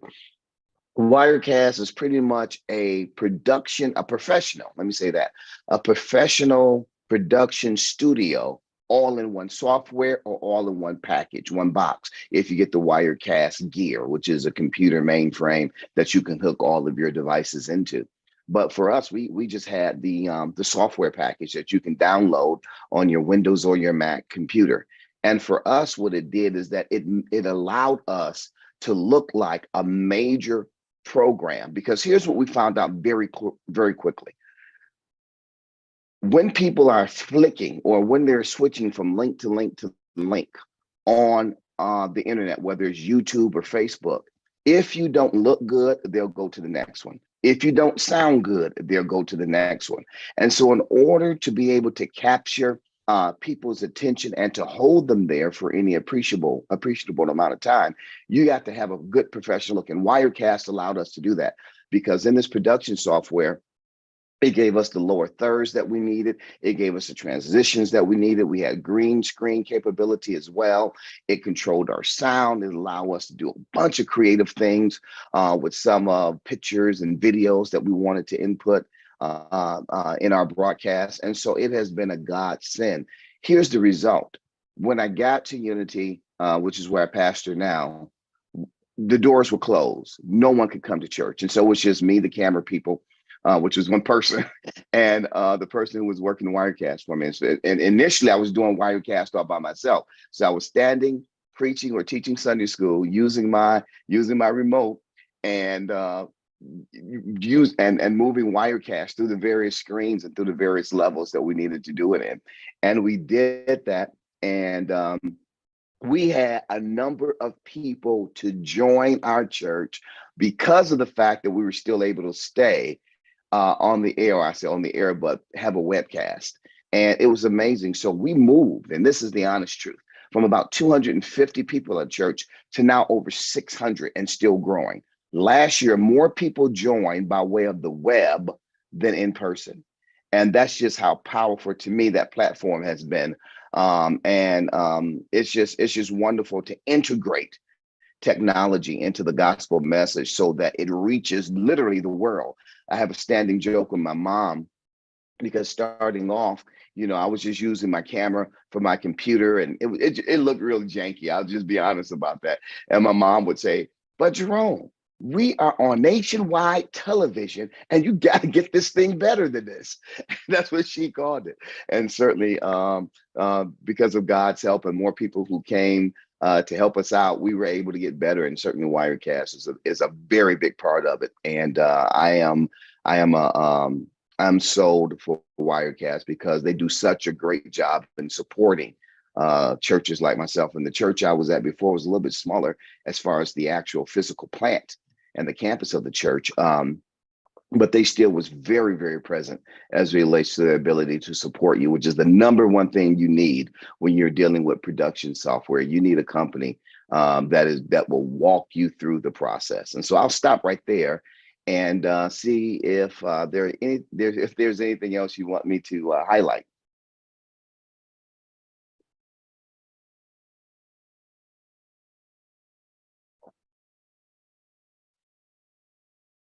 Uh-oh, I'm not hearing anything, so I don't know. I don't know where we are.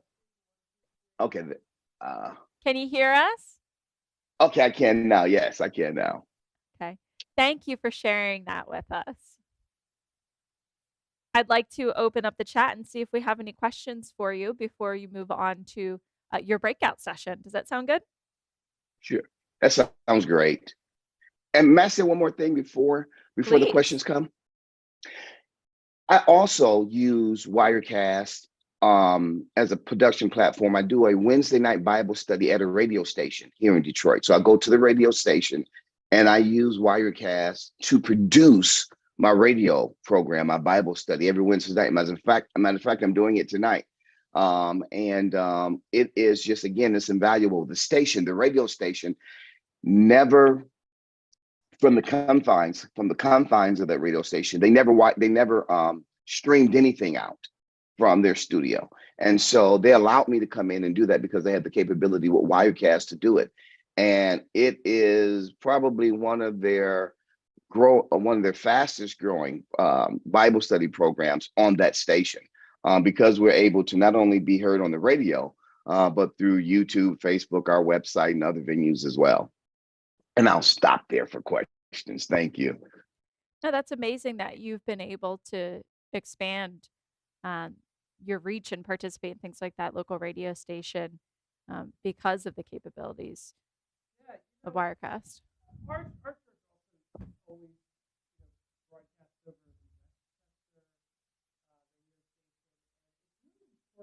I'm sorry, I was looking, I was listening with you. I'm sorry. But yeah, no, absolutely. And I told the guys there this, that one of the things that was most important to us, because we're not experts, right? But we have a passion for this. The most important thing was that there would be customer service. And I'll say this, and this just happened recently. Recently, there was an issue with a launch of Wirecast, with the update of Wirecast, where the syncopation was off. And we couldn't fix it on our end. We didn't know what it was. And we tried all of the recommendations that they gave us. And this is how their customer service works. So what they did, they told us, we'll give you an older version for you to download to see if that works. And if that works, we'll work on fixing a patch or giving you a patch later to fix it permanently. And sure enough, the older version worked. And as we were working with the older version, a few weeks later, they came out with a new patch. And it was because of their excellent customer service. They listened to what we were going through and what others, I think, may have been experiencing. And they came out with a new update. That's the power you get with Wirecast, is the customer service, which is second beyond none. And so, you know, when you open the software, it may look intimidating, but there are a plethora of videos on YouTube and Wirecast and Telestream. They have their own education channels and networks where you can go in there and see very clearly how to do it. So it is a user-friendly platform for those who really want to give their production a nice professional look at a fraction of the cost, to be honest. Really glad that you mentioned that, because it's so important. And one of the things we do at our church, and it sounds like you're doing as well, is broadcasting on the radio. And I think what's interesting of going beyond the four walls of your church and thinking that live streaming on YouTube and Facebook is the end all be all, when there's a lot more that you can do with Wirecast and other technologies like this. If you can tap into a radio station, that's additional ways to get out there. I know Stephen Haywood at his church in Ohio was just talking in the breakout room about how they live stream to Roku and have their own Roku channel. And there's a demographic of older people in the world and shut-ins who, you know, Roku is how they get their TV. And you can actually have your church can have its own Roku channel. And I think that there's a lot of people who don't have YouTube and Facebook still, believe it or not, who have access to public television. Yes, it is. My back is on. Just having a slight audio issue here. All right, well, let's cut to a question I have for you, Jerome. Can you tell us a little bit about getting started with Wirecast? Like, starting from nothing, what are the first steps you take? Do you start with the software? Do you buy gear? What's that look like? So the way I got started, and this is probably the way I would advise anyone to get started. You can actually get started with Wirecast for free. You can download their platform on your computer for absolutely free and try it out for free and use it, because just about all of the functions will be functioning and working. The only thing that there will be a watermark on there, of course, that advertises Wirecast, but you still have access to all the functions. Use the video, use the instructional videos to understand how to turn it on. I'll admit, at first it looked intimidating because it was something that I've never seen before. But the instructional videos are spot on. They are very user-friendly. Those instructors that they have at Wirecast are very knowledgeable in taking you step by step as relates to which buttons to press and how do you get to the various 5 layers and how do you pull your video up, how to adjust the video, how to increase it, shrink it. So all of that is there. But the first step is just downloading. Go to Telestream, wirecast.com or Telestream, and download it for your particular computer, whether you're on a Windows-based computer or you're on a Mac, and just try it free. And I think that's what hooked me. The fact that I could actually put my hands on it and begin to use it that way. And then I saw the power that was in it. And of course, with the subscription service that you'll get from, because you buy it straight out, but there are also other amenities that you can get as well with it. So I would highly recommend people just going and downloading it to their Mac their MacBook and to their Windows product. Now I'll say this, there is an OBS product that's similar, but it does not have the feature and the function of Wirecast. Right. And I'll just say that very honestly. And it wouldn't cost you anything to try it. Yeah, that's the perfect way to sort of learn about the system before you make that commitment, especially when you're working with volunteers and the like. Will is asking, with a larger church, are you seeing a fall off of viewers as the church opens back up? How are you still interacting with those online? So here's what's interesting online. That's a great question, Will, and thank you for asking that question. I'm actually not seeing a fall off. We're actually increasing because one of the things that we ask everyone to do, and it's pretty standard and routine. And I'll give our address out to people. You can go and actually look at our broadcasts that are out there on Facebook and YouTube. But we ask people very clearly to share our broadcast, every service or every Bible study. We ask you to share it with others, and sometimes we incentivize people to share our services. Or if it's on YouTube, we ask people to text or call people and say, "Look, service is on." Or so we're getting more people in the church, and we're getting more people sharing our services. And it literally it's around the country, and I have people outside of the country that watch. We have folk who have joined, I say folk, I'm sorry. We have people who have joined our church from all over the country, literally. And so it helps us. It helps us a great deal. So no, we're not seeing the fallout. As a matter of fact, I've asked other people to come in because of the pandemic, some people are still hesitant to come to church. And whereas our numbers have increased substantially, I mean, we're about 3/4 full. I'm still telling people, look, stop watching. I'm telling them, stop watching online. Get back. Right. Exactly. Exactly. Now, are you able to engage with them over social media, and are you able to leverage Wirecast for that? Wirecast is wonderful with that, because with Wirecast, and this is a feature that came out, I think, last year or year before last, we are actually able to show their comments. So if they're on Facebook or YouTube, we can post those comments right there in the webcast, in the stream. And so people all over the world can see what folk are saying as it relates to the webcast. And so doing Sunday school, what I do, I have a lot of questions that I ask, and I will always ask our technical staff, is there anyone online who has a question? And inevitably, people online also weigh in to the teachings that we do. And sometimes even during my sermons, I'll stop and ask the audience questions, which is kind of unique to say the least, and it catches people off guard.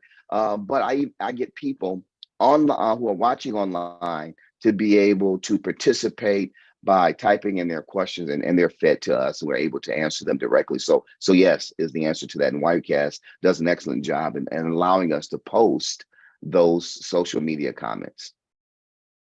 Rex in the chat wants to know if you find Wirecast to be user-friendly enough for volunteers to use. Yes, 100%. Because that's who's using Wirecast in our church right now. So it is user-friendly, without question. Again, the videos are so self-explanatory. I highly recommend going to Telestream or Wirecast, or even YouTube. There are a bunch of videos on YouTube using Wirecast, and it'll take you step by step how to open it straight out of the box. The service itself, Wirecast, has a great tutorial service that has a plethora of videos on every single topic that you can imagine. And so, yes, absolutely, you can set up a good training session for a group of volunteers, and I guarantee you, and I'll eat my words. I'll eat my words if I have to, but I guarantee you all of your volunteers will be able to work this product very easily. And I assume that over time, the complexity of their skills and yours are expanding with the continuation of use of the software. Are you kidding me? Oh, are you kidding me? I think I'm a little like producer, a little crack producer now, because even on my radio show, so in my radio show in the studio, it's just me.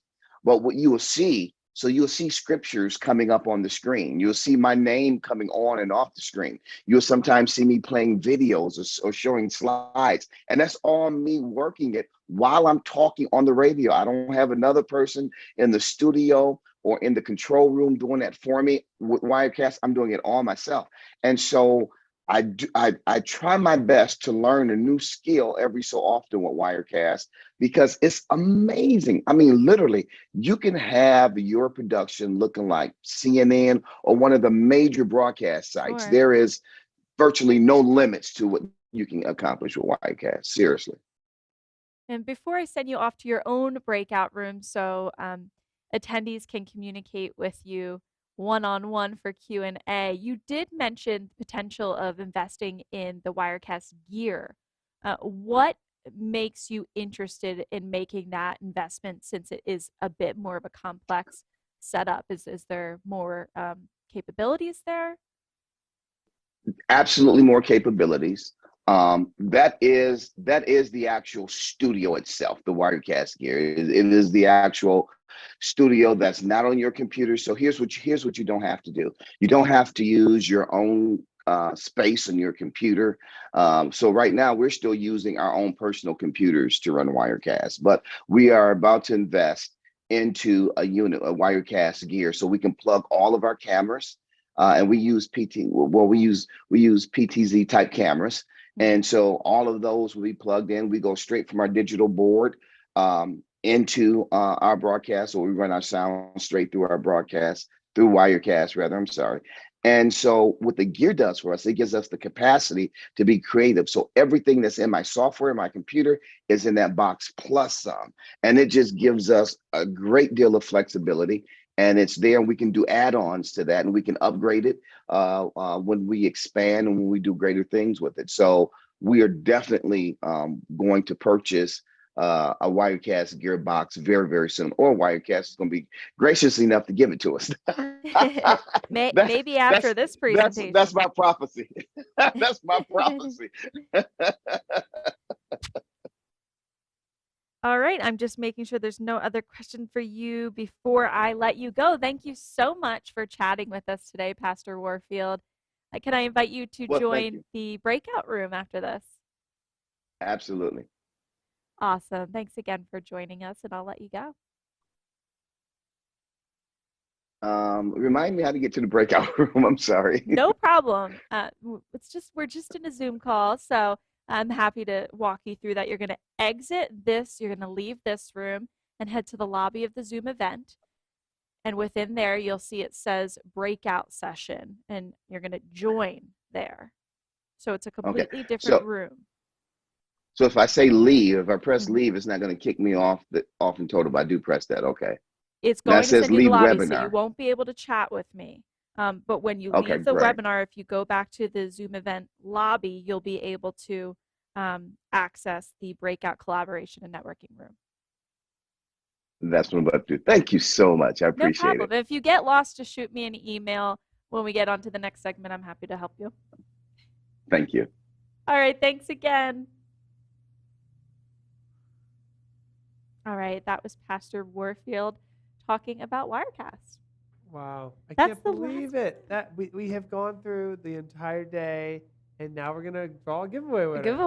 Giveaway. It is finally time for the giveaway. Lindsay, can you post one more time the link in all the chats? The chats everywhere. Here, we're can I gonna sit give next to you? Yeah, come sit next to me. Yeah. We're gonna give you attendees. By the way, thank you so much for sticking with us today. I'm gonna give you a minute to make your final giveaway entries. Before we draw one lucky winner, shout out to the sponsors of today's giveaway. You're going to get a PTZOptics Move 4K, a vmix license, and an X keys to control it all. This is a pretty big deal. So we always have good winners at Worship Summit. Thank you everyone for attending. And I hope you took something away from this summit. There's just a couple more minutes left until the Zoom event ends at 3 o'clock. Like, I don't think it can go any longer. It's already locked that way. Yep. So I hope that, I'm guessing people might be in an engaging conversation and it might just cut. But that's just the way it is. So there's only a few minutes left. Thank you for being here. We really appreciate it. I have a winner. We have I'm one? going to draw in a second. Yeah. Okay. The only thing I want to make sure is the people that are in the breakout rooms have a chance to come into the stream if they're Well, one I of the can winners. see most of them. So let me just chat Steven so he can make sure to tell everybody in the breakout room. Okay. Looks like they're Um, having a great time over there. But if the winner's here, they have to be here live. So I might have to draw another winner. But it looks like the person that we have here is Ralph Clark from Pig Pit Life. Okay, we've drawn our first winner. And we'll give him a little bit of time. Give him a little bit of time because I want to make sure these people that are in separate rooms have a chance. His name is Ralph Clark. I'll chat it into. Oh, look, Rex Reed had a fantastic conference. I'm very happy. I think the whole Zoom event thing just takes it to another level. It really 'Cause does. you have all the communication and chat. And I will look for Ralph Clark in the other breakout room. as Ralph well. Clark. Ralph, if you're here. Ralph Clark. Let's get excited for Ralph. Yes. If he's here. Ralph, you. Ralph. Ralph. Will win. I hope Ralph's here. Sometimes they're not here, you know, and then you Yeah, have to I'm- draw another one, and they come later, and then someone else wins. It's like, geez. But I think Ralph might be here. Really? Where? I don't know. I said I think. I hope. I really don't know. Come on, Ralph. Ralph. Oh. Ralph Yeah. Clark. It was fantastic to see everybody. All right, guys. We don't seem to have Ralph. People are congratulating. I know, that's what maybe confuses me. Maybe they know Ralph. Better No tell Ralph Ralph yet. to get on. Uh-oh. All right. I'm going to pick someone else. Is that okay? Tess has to give Hold me on. okay. Wait. No, Steven. All right. I'm just telling Steven that we're running a little bit early. Not too far early. We're on So- time, in my opinion, because it's over at 3. I can't.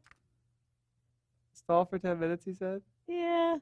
That'll be tough. Oh, we can't. It ends at 3 o'clock. The Zoom event is locked in that way. I tried to add more time already. So we'll call another winner because we don't see him. If he comes up for the other person, then he's still good. All right, so who do we have next? Ooh, Justin Sparks. That's a cool name. Like Jordan Sparks. Justin Sparks. Do we see him anywhere? I don't see him in this breakout session here. All right, Justin Sparks. Justin Sparks. I'm gonna join this. Thank you, Linz. Justin Sparks. Again, the winner is winning their choice of Move 4K cameras, Oh my a god. vmix Pro license, and an X-Keys 24. Thank you to our giveaway sponsors, X-Keys and vmix. This is a great prize. He's not in the webinar. Justin Sparks. Let me check the other Zoom room. And Steven's going to check the main room or the other breakout room. Could be. You know, crazier Justin things have Sparks. happened. Sparks. It's snowing in Southern California right now. Southern California. Blizzard Yeah. storm. Yeah, Pastor Jerome is there. Yeah. No, he's What in part of Southern? Detroit. Oh, he's South in of Detroit. Detroit. Oh, okay. Justin Sparks. Justin Sparks. Okay, now Justin Sparks. Keep going. All right. Jacqueline Goodman from Milwaukee. I'm loving Rob's energy. Is he going strong? He's congratulating everyone. Before they claim Jacqueline Goodman, are you here? Jacqueline? Is that what you said? Jacqueline Goodman. Spell that. I'm going to chat you. This is the hardest part of the job. Jacqueline Goodwin. Is that what you said? Jacqueline Goodwin? Is Jacqueline Goodman here? No Jacqueline. No Jacqueline yet. And All right, I'm gonna go a little faster now because this whole thing is gonna be over soon. All right, Daniel Colson. Okay. Daniel Colson. Daniel. You put it in the lobby, Paul? Which room? Where are you chatting at? Well, I popped it into the webinar. Is it COLESN? Into the lobby or the main room? There it is. It takes a little bit to populate. Daniel Colson. Are you here, Daniel Colson? All right, Announcing a winner. Another. Paul Aldridge. And if your name, if Georgetown, your Massachusetts. avatar on YouTube or Facebook is not your name, let us know who you are so you don't miss your chance. Paul Aldridge. Someone besides me must be on. We are doing the giveaway. We are doing the giveaway right now. Aldridge is here. Where? What platform? Yay! Paul. Where? He's I'm here. Here. How do you spell it? He's in the Zoom webinar. Hi, Oh, Paul. perfect. Congratulations. Can you tell us what you're going to use the brand new Move 4K for? Oh yeah, I'm the sort of producer of our church, and we're right in the market for a second camera, and this will be the first camera because this has got more capabilities than the one that we already had. So I'm really psyched. Wow. Awesome. Oh, I'm so happy. Yeah, you're also going to get a vmix Pro license, which gives you amazing capabilities for production. And the XK24 is great for volunteers and for queuing overlays and switching cameras. And they all integrate so nicely together. So congrats. Woo! Amazing. So how do I give you my info? Yeah, don't do it now. We're still live, but we will email you. Okay, fantastic.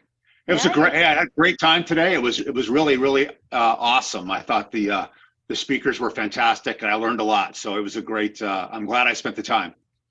That's amazing. Yeah, you'll have to stay in touch with us, and you're about to get your 4K auto tracking camera. So I'm excited for you. Woohoo! You have to share imagery with us. Yes, using if you it. could, once you get Oh, set sure. up. Tag Happy us. to. Use hashtag share your vision, and then you'll get a little shout out from me on social. Fantastic. So send all that to me in the email so I know where to put it. Okay. That sounds great. We have your information from the giveaway platform, and we will email you. Fantastic. Thank you so much. Have an awesome day. You too. Thanks, Paul. All right. Bye-bye. Well, that's it, everybody. Thank you so much for joining us this year. We can't wait to see you next year at Worship Summit Live. Woo! Thanks, you guys. Next time.